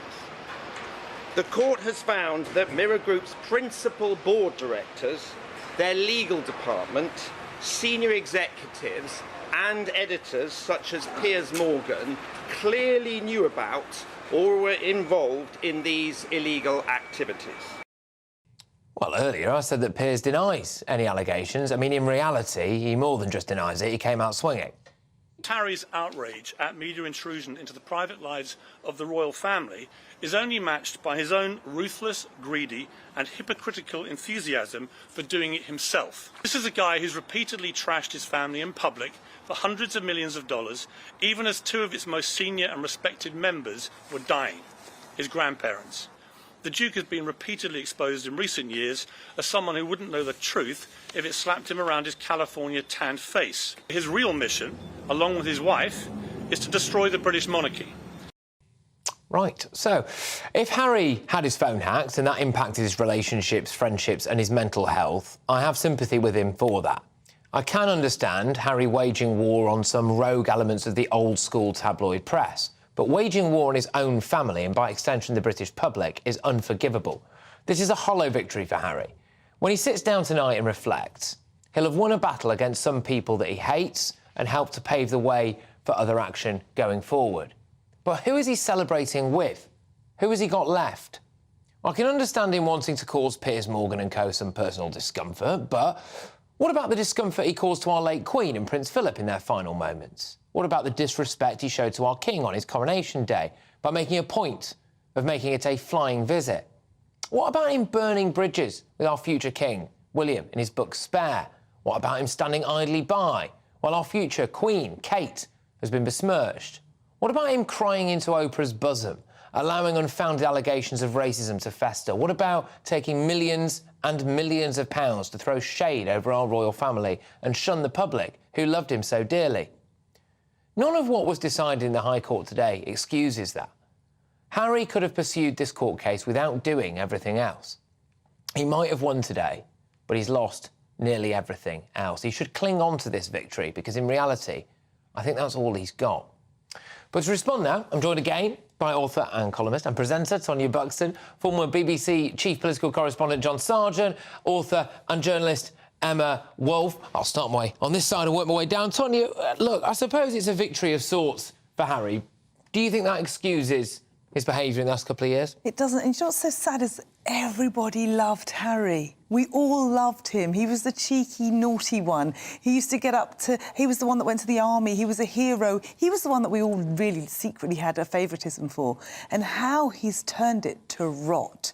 He's turned it to rot. What he did to his grandparents, what he's done to his brother, what he's done to his sister-in-law, what he's done to his own father is unbelievable. And I don't understand how he could have got everything so wrong. He's got everything wrong. John, do you have sympathy for Harry over this? Do you think it maybe changes anyone's view of him in the public now? No, I don't think so. I think everyone agrees he's been a pathetic figure, and he has behaved so badly towards his family. If he'd been, can you imagine if he'd been a dignified and dutiful member of the royal family, and then he'd brought the case, and then exactly the same thing had happened, people would say, good for you, you were absolutely right. And they were wrong to do it. They shouldn't have tapped phones. They shouldn't have used underhand methods to get stories, to sell their newspapers. So he would have been in a perfect position. But frankly, after all he's done, he comes across as a rather sad figure, particularly if he thinks this is a victory. And you think, oh, gosh, how pathetic. So I'm afraid, you know, sympathy for him and for Meghan, not in the slightest. They've made terrible fools of themselves, and they've put themselves on, it seems to me, a completely tragic course now. No, you know, again, I just want to emphasise this. The finding today did obviously say that he had his phone hacked and that must have been very difficult for him. I think, though, Emma, the problem for me is if you seem to care so much about truth and privacy, why you would have spent the last however many years revealing devastating personal information, not just about yourself but others. And I keep coming back to this, including that woman who supposedly took his virginity in a field behind a pub garden. I mean, she was out there, she just cracked on with her life. She's got her husband and kids now, you know, and all of a sudden she's, you know, a global megastar because of that. Well, where was her privacy there? What about some of the facts when it comes to things like the royal racism row, etc.? Yeah, exactly. And I think, well, as the others have said, he just seems like a deeply, deeply unhappy and very, very troubled individual. We know that he had a terrible trauma growing up. Losing your mother at that age is you know, obviously deeply traumatic. But if you look at how William has rebuilt his life and is a happy, balanced, caring, sharing individual, but I mean, he's clearly a happy man. Harry just seems so angry and bitter and full of vengeance. One feels as though his only kind of raison d'etre now is these court cases where he claims to be, you know, exposing, it's a kind of crusade, really just vengeance. I mean, what else does Harry have? He's still young, he's got a beautiful wife, he's got 2 lovely children, he lives in the sunshine, he's got untold wealth, millions. He could do so much with his life. And actually, the only thing at the moment that seems to kind of motivate or interest him is these libel cases, and as you say, trashing everybody else's lives. I mean, the thing is, I mean, he did win today. He did, and he should win, because nobody should have their phone hacked. I mean, it's a pretty awful thing to happen to anyone, and especially someone in the royal family. I mean, it's a terrible thing to happen. But nobody's thinking exactly as you said, John. You know, well done. You know, well done to him. We're all thinking, well, what are you moaning about privacy for when you've just ruined everybody else's privacy? You threw everybody else under the bus, so nobody cares that you've been vindicated now. No, I mean, the only worry is, and I feel whenever we talk about him and Meghan, you think that it's going to be it's so likely that there will be a tragic ending. You know that he's got himself in a kind of Greek tragedy, really. You know, classic Greek tragedy. I don't mean a Greek Cypriot tragedy. And you know, the feeling that this is kind of clunking away, and that my only worry is if you're one of the people like me talking about it, are we not contributing to the downfall, the serious downfall, and maybe the tragic, genuinely tragic ending, because that's the most likely outcome. But I agree with you, and one doesn't want to be kind of predicting, you know, or dancing on the grave of a marriage or anything like that. But is it the other way around? These people are so unhappy. They're locked in this kind of toxic thing where, I mean, both of them are estranged from their families, pretty much. You don't get that when you have two happy, balanced individuals. They don't alienate themselves from their nearest and dearest. I've been the conclusion with, and what I know, and I hate to blame the girl. But in this situation, I'm going to say, he was happy before Meghan. And he was with his family. He loved his brother. He adored Kate. They were this troublesome trio that used to get on and laugh and really love each other. For me, the toxicity was when Meghan came in. I think he was always a bit of a... I think he's weak. I think he's weak, and vulnerable and all of that. And I think he's always been a bit of a troubled soul. But I definitely agree with you that the thing is today... The paranoia has become a lot worse since Meghan. It appears so. It appears so. We're going to get a lot more of these, though, because Harry has immediately come out and said, look, you know, this needs to basically be the beginning, doesn't he? I think he sees it as his raison d'etre, his crusade. Patrick, we're going through a cost of living crisis. I know that's an overused phrase, but we are, and that's what I mean. He seems to be thinking this is the most important thing in the world. This is his crusade. Well, there's a lot of other things you could be doing, like William and Kate going and opening baby banks and talking to people about mental health or selling the big issue on the streets. All these things that the other royals are doing. They're not all saints, but what a shame. What a waste of an intelligent, wealthy individual to be doing this. And with all the advice he was given by his father and all the rest of it, but both over this and other things as to what is it about the royals, what can you do with their magic, where can you gain from all this? What an amazing position to be in. You've got this platform, what can you do with it? And of course, all the sort of old parables come. If you give to other people, this is where you feel satisfaction. And he looks happy. When you see him at Invictus, which is a wonderful thing that he set up, he looks happy and fulfilled. He's disappointed so many of the people that he did. But the idea also, and the saddest thing, I think, is when he says he's got this mission, and you think, oh, God. Yeah, well, so he's going to grind on with this, and will he then be satisfied and pleased? You know for certain he won't be. But there's also, I think, something that is very hard for him to reconcile here, which is some of the things that he was getting up to, some of them he has alluded to in his own book, right, weren't reported on, but people knew were happening, right? And you look at it and you think, well, actually, there was a heck of a lot of stuff there, Harry, that if the press were really, really that bad, could have come out and seriously damaged you. And that didn't happen. So now you're looking at these... That was when he was our cheeky Harry. Yeah. And as soon as he started to get twisted, that's when the press thought, fine, you know, gloves are off now. Some of the stories that people have got about him, and you think, gosh, you know, that didn't see the light of day. That never got out there. And you look at this now and you go, well, All right, so there was a picture of you dropping somebody off in a particular location and they tapped your phone for that. I'm not saying that's right, of course it's not right, but you think, well, is he trying to have his cake and eat it? Anyway, thank you very much. Lively start again to the hour. Coming up, though, one of the most entertaining and lively newspaper review ever as we take our press pack through tomorrow's front pages. But first, this is... got to be up there with one of the most mysterious missing person cases in history. Alex Batty, disappeared aged just 11, has been found. He handed himself in. And he's set to return to Oldham in a few hours' time. I'll be speaking to a former top cop at Greater Manchester Police to find out what mistakes may or may not have been made when it comes to finding this now young adult, I suppose. And really, what's happened to it? Don't go anywhere.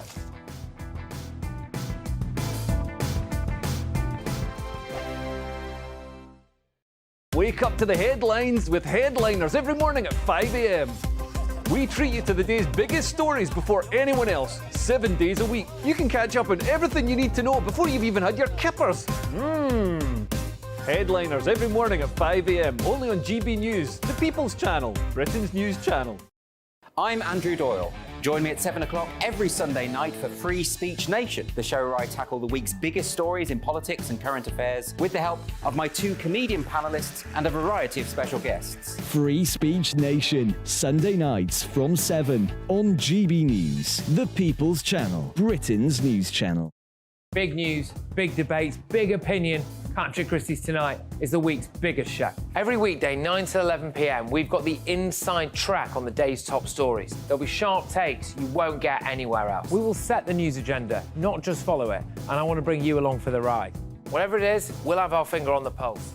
It's news, but it's this close to entertainment. Patrick Christys Tonight, 9 to 11 p.m, only on GB News, the People's Channel, Britain's news channel. Now then, Lee Anderson here. Join me on GB News on my show, The Real World, every Friday at 7 p.m. I'm not eating bloody cat. Are you delicious. mental? Open your mouth. OK, here comes a train. Reminds me of the scene in Singing in the Rain. Adam, is that a good one? Whoa! Join me at 7 on GB News, Britain's news channel. What you get for breakfast is something that, if we do our jobs right, you will wake up to news that you didn't know the night before. It's a conversation. It's not just me and Eamon. We want to get to know you, and we want you to get to know us. From 6, it's Breakfast with Eamon and Isabel. Monday to Thursdays on GB News, Britain's news channel. There's only 3 people you can trust in life. Your doctor, your lawyer, and your nana.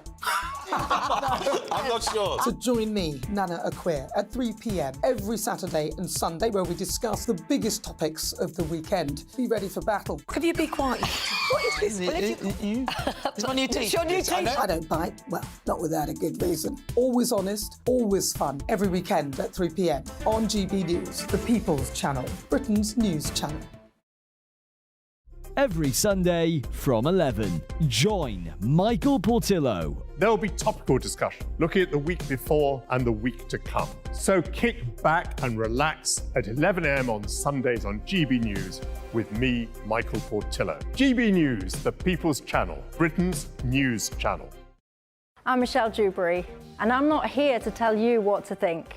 I'd much rather hear what you have to say. So, send in your opinions to gbviews@gbnews.com. Keep them clean, and you never know, I might read them out. With my panel here on Jubes & Co, we debate, we get stuck into the issues of the day on a show where all views are welcome, especially yours. GB News, the People's Channel, Britain's news channel. Have a great Saturday night with me, Leo Curse, on the Saturday Night Showdown. It's a crazy world out there, so come and make fun of it with me, my panel of comedians, and a couple of people who actually know what they're talking about. This Saturday Night Showdown is your front row ticket to the clown show, every Saturday, only on GB News, the People's Channel, Britain's news channel.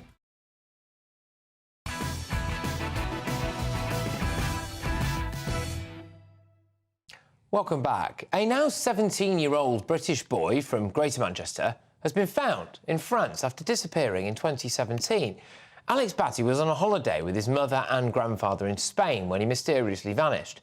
In a press conference earlier today, a French prosecutor said that Alex had been part of a community which lived a nomadic lifestyle in the Pyrenees Mountains, a community Alex decided to leave when his mother said that they would have to move to Finland.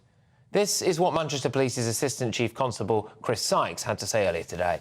Our main priority now is to see Alex returned home to his family in the UK, and our investigation team are working around the clock with partner agencies and the French authorities to ensure they are all fully supported. Alex and his family remain our focus, and we still have some work to do in establishing the full circumstances surrounding his disappearance and where he has been in all those years. Well, Alex is due to fly back to his grandmother in the UK any time now, actually.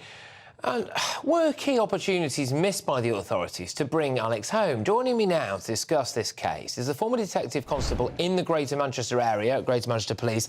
It's Maggie Oliver. Maggie, thank you very, very much. I know you've been incredibly outspoken and very brave when it comes to the way that police have handled or not handled incidents involving children around the Greater Manchester area. From what you can see about this case, what's happened here? I mean, how has this kid gone missing, been missing for so long? Just talk me through your views, please. Good evening, Patrick. I think really there's a lot of unanswered questions here, which probably will be answered over the coming days and weeks. I mean, what occurs to me, first of all, is, you know, I've got a lot of questions as to, first of all, why he was a young boy of 12 when he went missing, but why was he why was his grandma his guardian? Why was he not in the care of his mother? Why was he allowed to go abroad with his grandfather and his mum? There were clearly family problems. I think the thing that occurs to me as well is that I live in Manchester. I live near Manchester. Alex went missing from Oldham, and yet until yesterday I had never heard this boy's name even mentioned in relation to him being missing. And I immediately, probably like most other people in the country, think of Madeleine McCann. I bet there isn't a person in the UK who doesn't know Madeleine McCann's name. So where was the publicity around Alex when he went missing? And, you know, had there been more of an outcry about him going missing, maybe he would have been found sooner. I think what I would say as well, Patrick, because it is relevant, about 10 years ago when I was in the police, I was a family liaison officer, and I clearly remember another little boy going missing from Oldham when he was in Pakistan with his dad. And I was the family liaison officer on that case, a little boy called Sahil. He was kidnapped, found, a ransom was paid in France, and he returned home. But that story was all over every front page of every paper. So why has there not been publicity around Alex? Why has it taken so long for him to escape? What has happened to him in the intervening times? And, you know, the trauma that he will feel probably for the rest of his life will be very difficult to come to terms with. So a lot of unanswered questions that I think we'll find more out about within the next few days. Well, I mean, I think it's miraculous that he, as far as we're aware, is safe and well. As you've rightly said there, you know, no doubt there'll be some trauma along the way, and hopefully he gets all the help necessary for that. He's still 17 years old now, so not kind of legally an adult in that sense. His grandma has been speaking, saying that it was amazing to hear his voice and all of this. I imagine she's got some questions over the police. I mean, this guy was supposedly being held in a hippie commune somewhere in the Pyrenees Mountains. Now, I get that it's quite remote, but we're not talking about, like, the absolute back end of nowhere in the middle of the Amazon rainforest here, are we? I mean, I am just staggered that the full might of Greater Manchester Police, presumably Interpol, Europol, whatever it is, and we've not found this guy. He handed himself in. Yeah, I mean, you know, I don't know what's happened to him, but there has clearly been a breakdown somewhere in communication, whether I don't know the extent of the original police investigation. But as I say, I wasn't aware that he was missing. I mean, I think I feel very much for the grandma and, you know, the trauma that she's been going through, not knowing whether she was ever going to see her grandson again. That must have been a horrific journey to have to travel. And I take my hat off to Alex for having the you know, the mind and the bravery really to escape from wherever he was being held. He clearly wasn't happy where he was. We don't know yet where he was held, who with, what's happened to him, or the consequences of that. You know, when he comes back here, there will be an extended period of time when he'll be interviewed. There'll be a psychologist involved. There'll be video interviews. We might have criminal offences. I'm sure we will have, because this, at the very least, is child abduction. Kidnapping, false imprisonment, who knows? We really don't know. But Maggie, I mean, you know better than anyone, actually, the Greater Manchester Police. I mean, you kind of quit to expose the grooming gang issue, right? And that was a massive, massive safeguarding issue, frankly, a cover-up as well, of epic proportions there. And here we have very different issue as far as we're aware, but here we have a young child with clearly a complicated family background, allowed to leave the country, and then no massive publicity campaign to try to get him back. So do you think the microscope really will be on Greater Manchester Police in the coming days? Well, you know what, you're probably asking the wrong person when it comes to that, Patrick, because I don't know enough about this case to criticise the police yet, and I don't want to lose my credibility and make it look as though I will, you know, criticise the police when there is no grounds for criticism. What I will say, though, Patrick, is that my work every single day within the Maggie Oliver Foundation shows me that cover-ups, corruption and incompetence in Greater Manchester Police is even worse than I first thought it was when I resigned 10 years ago. I mean, we are dealing with the most horrific cases right now, not historical grooming gang cases, serious sexual abuse cases where, you know, women and girls have been unlawfully strip searched in police custody, treated like, public enemy number one, abuse of power, cover-ups, corruption, a lack of transparency. With this case, I don't see any of that yet, but I don't know. Looking at the quality of many of the cases we're dealing with, you know, the question I ask is, was everything done when this boy went missing that could have been done? Was the eye taken off the ball? There definitely wasn't publicity that I would have liked to have seen.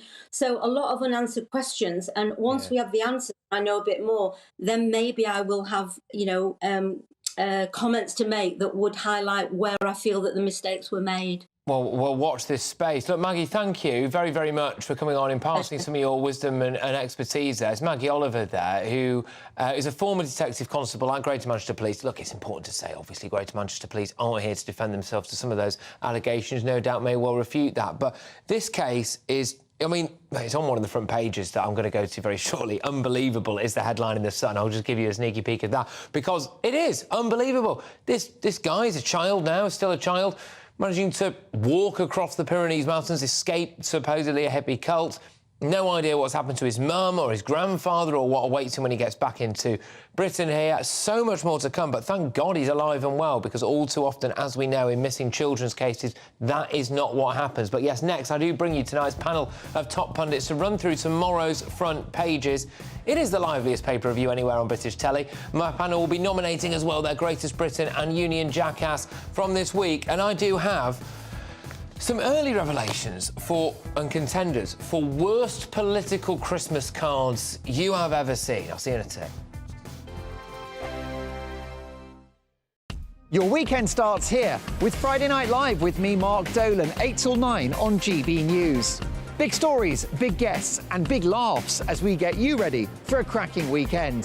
That's Friday Night Live with Mark Dolan, Fridays 8 till 9 on GB News. Bring your own drinks. The admission's free. Wake up to the headlines with Headliners every morning at 5 a.m. We treat you to the day's biggest stories before anyone else, 7 days a week. You can catch up on everything you need to know before you've even had your kippers. Headliners every morning at 5 a.m, only on GB News, the People's Channel, Britain's news channel. In the GB Newsroom, we bring you the news as it happens. With our team of dedicated journalists across the UK, we're ready to give you accurate reporting every day. When the news breaks, we'll be there with bulletins on GB News, the People's Channel, Britain's news channel. Big news, big debates, big opinion, Patrick Christys Tonight is the week's biggest show. Every weekday, 9 to 11 p.m, we've got the inside track on the day's top stories. There'll be sharp takes you won't get anywhere else. We will set the news agenda, not just follow it, and I want to bring you along for the ride. Whatever it is, we'll have our finger on the pulse. It's news, but it's this close to entertainment. Patrick Christys Tonight, 9 to 11 p.m, only on GB News, the People's Channel, Britain's news channel. Good afternoon, Britain. Good afternoon, Britain. Join us, Tom and Emily, To find out what's happening in the heart of Westminster. and why it matters to you. Weekdays from midday, we bring you the most compelling stories from across the United Kingdom. And from your doorstep to our inbox. That's right, we want to hear from you. GB News, Britain's news channel. GB News, unlike other broadcasters, isn't obsessed with the London-Westminster bubble. We think there's a nation beyond the M25, and that's why we talk about the issues that matter across the land. Join me on State of the Nation, 8 to 9 o'clock, Monday to Thursday, on GB News. Daisy's listening, and you should too. I'm Andrew Doyle. Join me at 7 o'clock every Sunday night for Free Speech Nation, the show where I tackle the week's biggest stories in politics and current affairs with the help of my two comedian panellists and a variety of special guests. Free Speech Nation, Sunday nights from 7 on GB News, the People's Channel, Britain's news channel. Tired of the usual focus-tested, pre-prepared Westminster runaround? Well, so am I. So you want higher taxes? Is your department to blame for this? Are you rethinking this policy? Every Sunday at 9:30, I'll be sitting down with those in power to get the truth about the issues affecting you. Let's be honest, we've known about the cost pressures of this project for years, not months. That's the Camilla Tominey Show, a politics show with personality. On GB News, the People's Channel, Britain's news channel.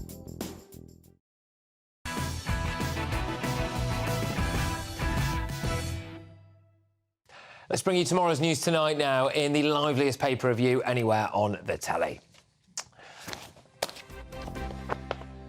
Yeah, the very first front pages have just landed in front of me here. We're going with The Sun. Unbelievable. Gran of missing Alex tells of joy at hearing his voice. So this is the grandma of that missing boy, Alex Batty, who was, it says here, kidnapped by his mum and granddad in 2017, aged just 11, to join some kind of hippie cult in France. She's spoken to him over the phone. He's on his way back to Britain, possibly now, actually. I'm going to chat to my panel about that shortly. The Guardian now, though. A great day for truth. Prince Harry wins hacking case. Judge rules that there was extensive hacking by the Mirror and awards 140 grand in damages. So we've spoken about that quite a lot. Big picture of a smiling Prince Harry on the front there. Then the Telegraph. Sadiq Khan blocks Cars for Ukraine scheme.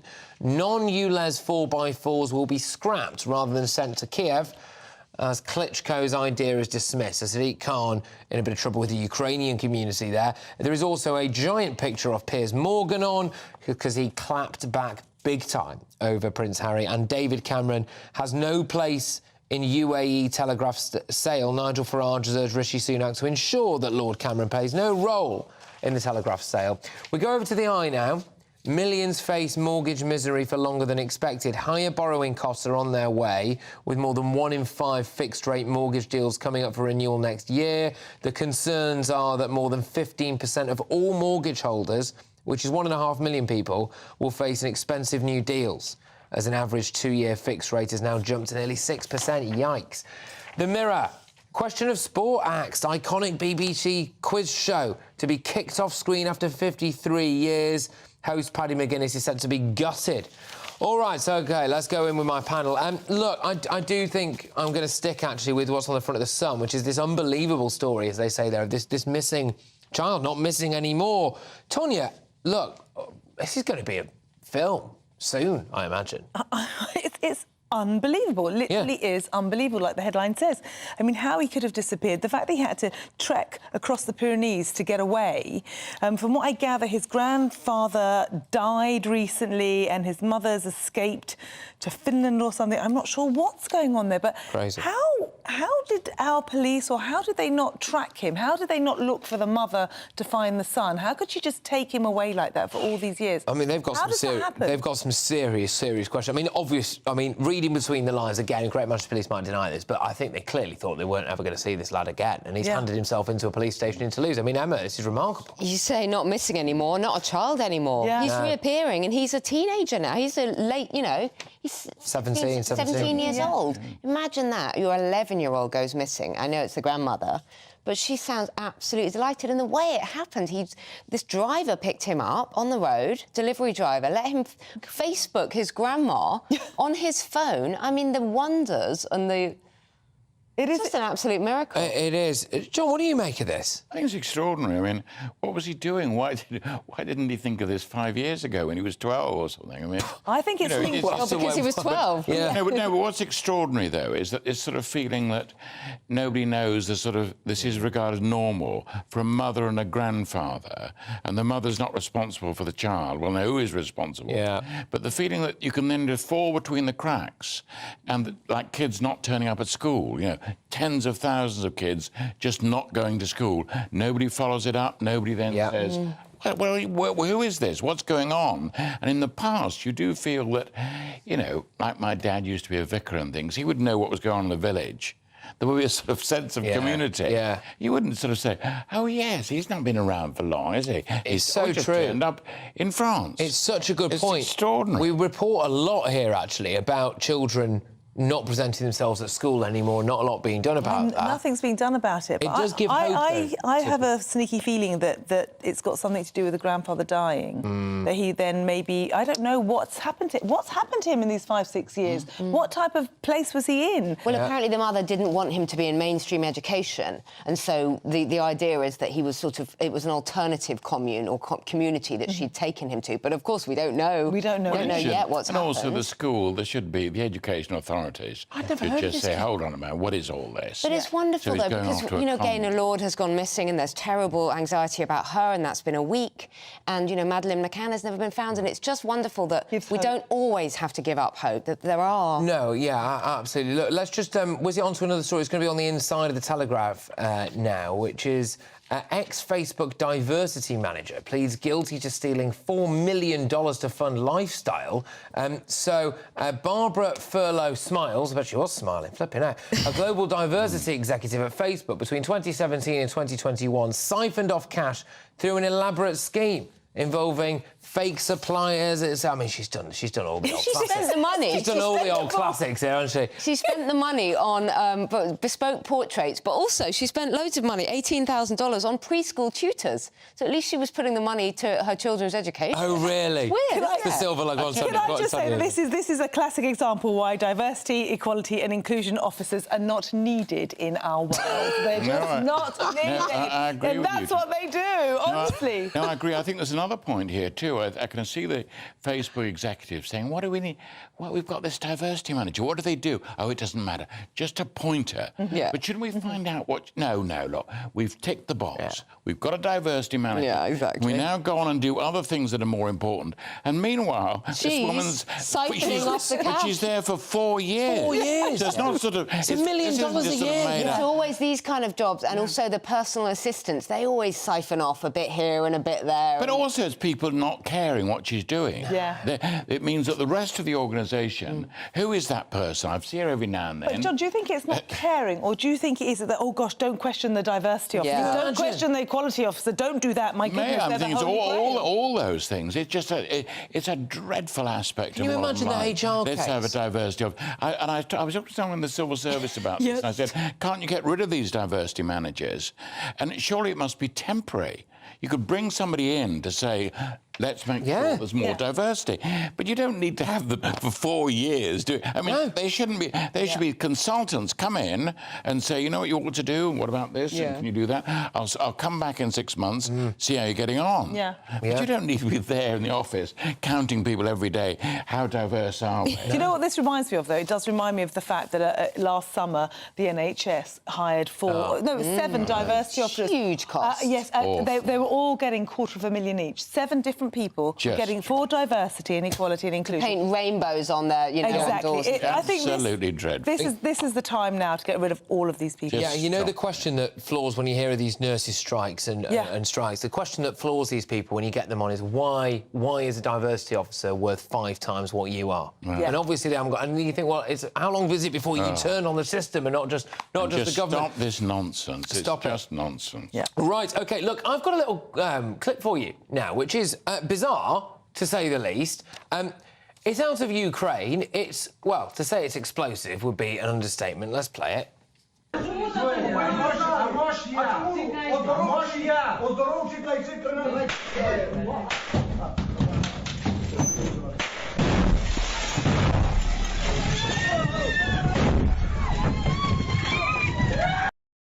So that is the moment that a Ukrainian local politician let off 3 grenades at a village council meeting in Ukraine. 26 people have been wounded. As it currently stands, we're not aware that anyone has died, but it's just a remarkable incident to be caught on film as well. I mean, you know, grief. The man who's named as a local council representative was entering the meeting, standing by the door, and then decided to pop a couple of grenades.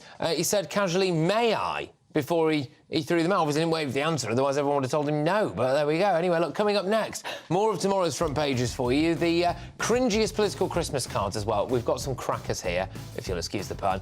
I didn't even mean that. Sorry, gallery, I've just got a load of R's in my ear. Anyway, my panel will nominate their greatest Britain and Union jackass. Don't move, more front pages heading your way in just a sec.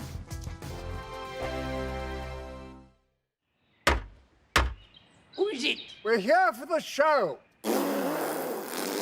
Welcome to the Dinosaur Hour with me, John Cleese. I was married to a therapist. And you survived? I thought we were getting Hugh Laurie. Second best.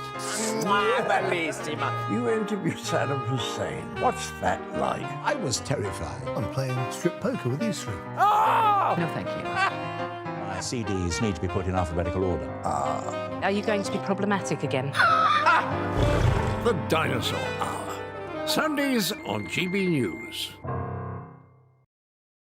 Tired of the usual focus-tested, pre-prepared Westminster runaround? Well, so am I. So you want higher taxes? Is your department to blame for this? Are you rethinking this policy? Every Sunday at 9:30, I'll be sitting down with those in power to get the truth about the issues affecting you.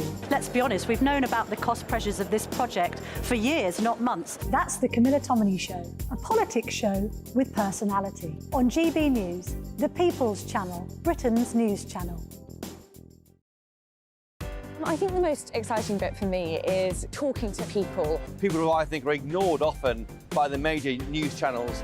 We're going to give news they want to hear. There's a voice there that needs to be heard. I think there's a chance here for a diversity of opinion to be expressed, which you don't find elsewhere. It's really exciting. We don't hold back. We're free to say how decisions that are taken here affect us all around the country. Only on GB News, the People's Channel, Britain's news channel.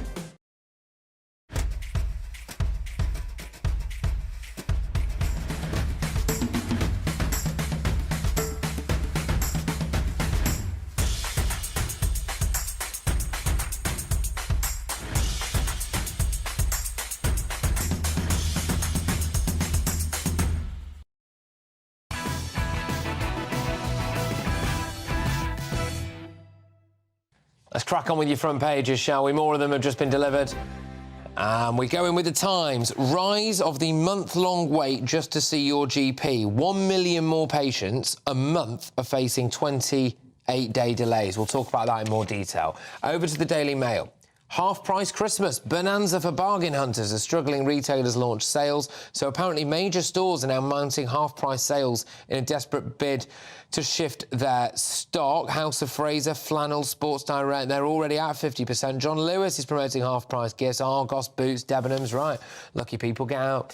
Now, Daily Express, tragic ending hunt for Gaynor. The family of missing mum Gaynor Lord have been left devastated after a woman's body was recovered from a river near where she vanished. Of course, that was another missing persons case that was gripping the country yesterday. Look, we're going to have a quick chat about what's going on in the Times now. On the front page, next to a massive picture of Nigella Lawson, looking lovely as ever. Even having Nigella looking like a real hottie is not going to get you to be able to swallow, digest that pill. No way. No, You know what I mean? no, absolutely not. There's millions of people waiting more than a month for a GP appointment. Tonya, not on. No, it's just not on. And, I mean, what's happening is that then people are then going to A&E, and you cannot move in A&E. I don't know what's going to happen, but something has to change, and it has to change now. Yeah, good job. It just can't continue in this way. People are, you know, doing terrible things to themselves because they can't get hold of a doctor. You know, I don't mind admitting this, I got a letter through for a referral to see a specialist today, and my appointment is on the 28th of May. I mean, it's outrageous. It's 6 months' time. I'm obviously not going to do that, right? So I'm going to go private. Because you can. Well, yeah, because thankfully I can. But, you know, private health insurers report missing demand for GP appointments. So that's the first thing I thought when I opened that letter was, thank God I can go private. I don't want to have to, but it does also make me wonder what I pay my taxes for, to be fair, John. Yeah, no, I mean, it is shocking, this. And, of course, you just get the impression that we're all getting iller and that there are fewer people to look after us for one reason or another, and we're getting more ill because of that. So we are in a kind of awful spiral, aren't we? A downward spiral. Yeah. And you don't think there's any way around this. You think, well, surely the waiting list will go down dramatically. The pandemic's long gone now. But, oh, no, there it is, right. What I find really weird is that one doesn't have a GP anymore. I have, like, a doctor at the surgery nearby, but I can't see the same... When I was a kid, you'd see your GP, you would see your family GP. They knew your history. They knew any conditions that you had. They knew your background. Absolutely. I do not ever... I can get an appointment on my surgery because it's a good surgery and I've moved various places to get to a decent surgery for my child. But you cannot see the same person. You always see someone else. They don't know anything. I asked for a blood test. They stare at the screen and they type away. And I asked for a blood test. They didn't do that blood test. They did other blood tests. And I said, I'm sorry, but we'd arranged for that blood test. You know, several weeks have gone by. Consultant wants to know what is the result of the blood test. And they said, oh, yes, I thought that wasn't necessary. What? Said the assistant. Yeah, it's ridiculous. What have you. And you just, this is crazy. We just, weeks and weeks wasted. Yeah, indeed. Well, we are going to, I think, maybe lighten it slightly, OK, because it's a little bit of fun, this. Rishi Sunak has raised some eyebrows this week as his official Christmas card provoked more than a few giggles from both the recipients and the internet. So, there's been more than a few weird and wonderful festive greeting cards sent round by the powers that be in the last few decades. We're going to have a whiz through at some of the best and the worst political Christmas cards. So here's what the Prime Minister, Rishi Sunak, sent round to his loved ones and lobby journalists this year. I don't know if we can maybe get rid of that strap for a second there as well, because it's for an important reason, which is... They're tiny. Have they shrunk him as well? They are literally shrunk. What is going on there? They are all about about 3 foot tall. Isn't that just, like, quite weird, though? Why have you, like, spray-painted a hat on and... Odd, no? Is that just me? The dog has a carrot. Yeah. The wife has his wife has a Christmas tree on her head. Listen, I know... It's very odd. I just think... I miss traditional Christmas cards. Yeah. They're trying to be funny and fun. Well, I know and he's not Christian, so he doesn't probably take it as seriously, but I don't like this at all. I think it's awful and they look weird. Well, Rishi even gave us a corker as Chancellor in 2021. That's bad. Merry Xmas in flip-flops and socks. Expensive Californian sliders. He's got the sliders I find now. that disrespectful. Firstly, I hate Xmas. I hate that. Yeah. It's Christmas. Yeah. I hate the abbreviation. And to put it on your feet, I mean... Weird, isn't it? It's really weird. It's really disrespectful. I think it's a joke because everyone was taking the mickey of his Californian sliders. Oh, I see. Yeah. Still though. Not the expensive Christmas. All right, so simple but to the point from then Foreign Secretary Liz Truss. There we go. Well, at least it's traditional. A bit of tinsel. Yeah. Is there a thing with some lights anyway? Lights there we in the go. back. Good old Union flag there. Union flag, yeah. Now, the classic as well, the myth, the legend, the epitome of so bad it's good political cards. It's one... I like it. I can't bear Blair. Anthony Charles Linton Blair, his wife Cherie from 1998, that one was. That was all right. There was, of course... I like that. There was, of course, the quite famous one where it looked like he was about to knock someone out. But here's the Prime Minister sent round to his loved ones. Obviously, it was Rishi Sunak's one before that we all saw. So who do you rate most out of all of that one? That one was all right, I think. In fact, I'll tell you what we're going to do now. For a bit of balance, let's look at some of the best ones. Right, Boris Johnson from 2020. That was his dog with a No, that's not good. No, that's not a Christmas card. It's not. It's not. Joke, a bad joke. It is a bad joke. Priti Patel making quite the festive statement in 22. Again. I mean, there's a Christmas tree there, at least, no? I mean... I don't even know what that is. Yeah, I don't get it. Former Prime... Yeah, this is a strong argument against Christmas cards, isn't it? Yeah. Although when I was a lobby correspondent, we would get cards from the Prime Minister and things, and that was fun because you'd put it up on the thing, and people would say, "Oh, did you get one?" "Oh, yes." Yeah. It was all sort of silly. Yeah. It was kind of nice and exciting. All right, well, I've got Theresa May from 2016. Let's have a look. What is wrong with you? Can't you just slap a Christmas tree on there, say Happy Flipping Christmas, you know, and be done with it? Anyway, and this is everyone's favourite. There we go. That is, of course, good. William and Kate.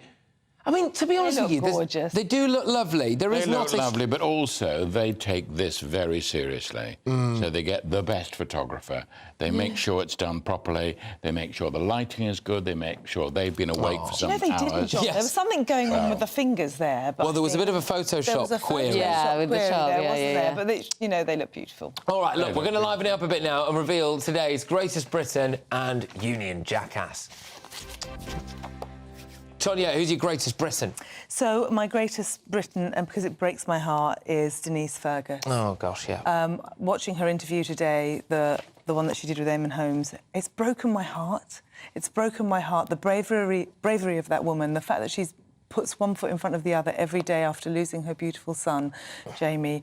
It breaks my heart, so I think she should be honoured. And I do think people, if you haven't seen it already, do go on YouTube or go on Twitter or whatever and have a look at that interview that Eamon Holmes did there. Yes, John, who's your greatest Britain? I chose a really unusual one. Go on. I don't normally do this. The Prime Minister, Rishi Sunak. Oh. Because he's had a difficult week. Yes. He has had quite a bit of success, amazingly.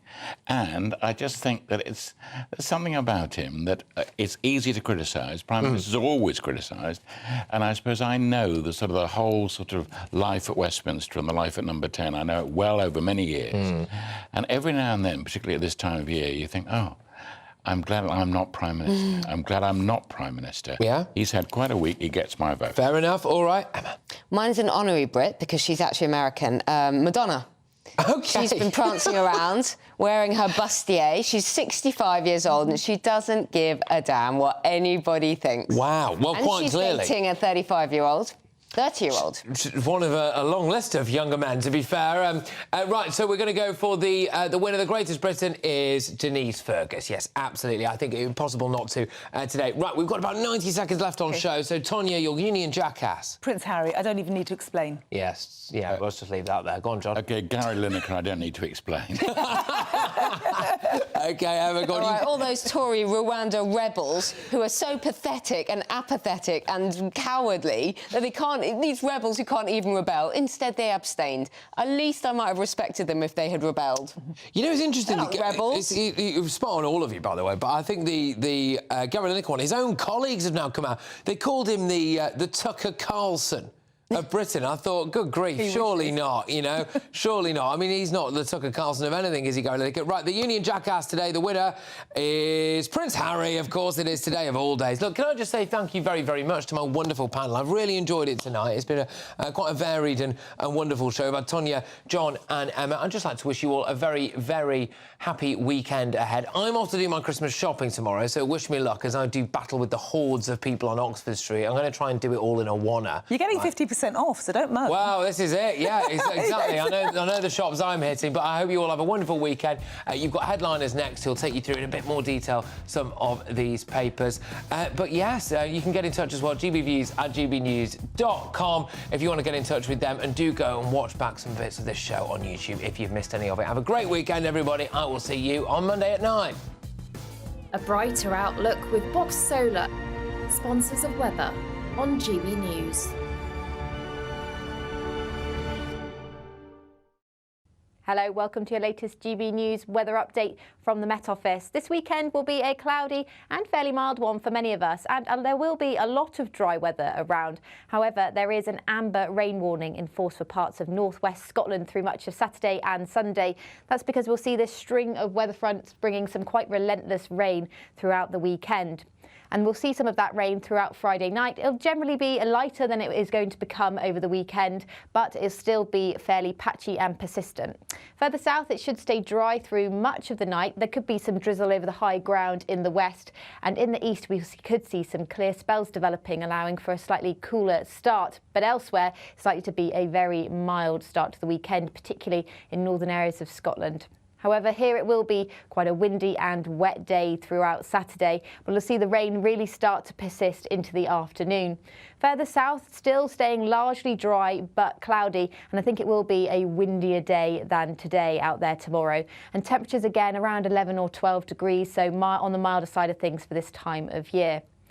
In the far north of Scotland through Sunday, the rain will continue. It turns particularly heavy from Saturday night and will persist all the way through Sunday into Monday as well. So there is an amber warning in force. We could see as much as 200 millimetres of rain, which does bring a risk of landslides. That rain will sink southwards through Monday, and that will allow some cooler air to arrive from the north. That warm feeling inside from Boxed Boilers, sponsors of weather on GB News.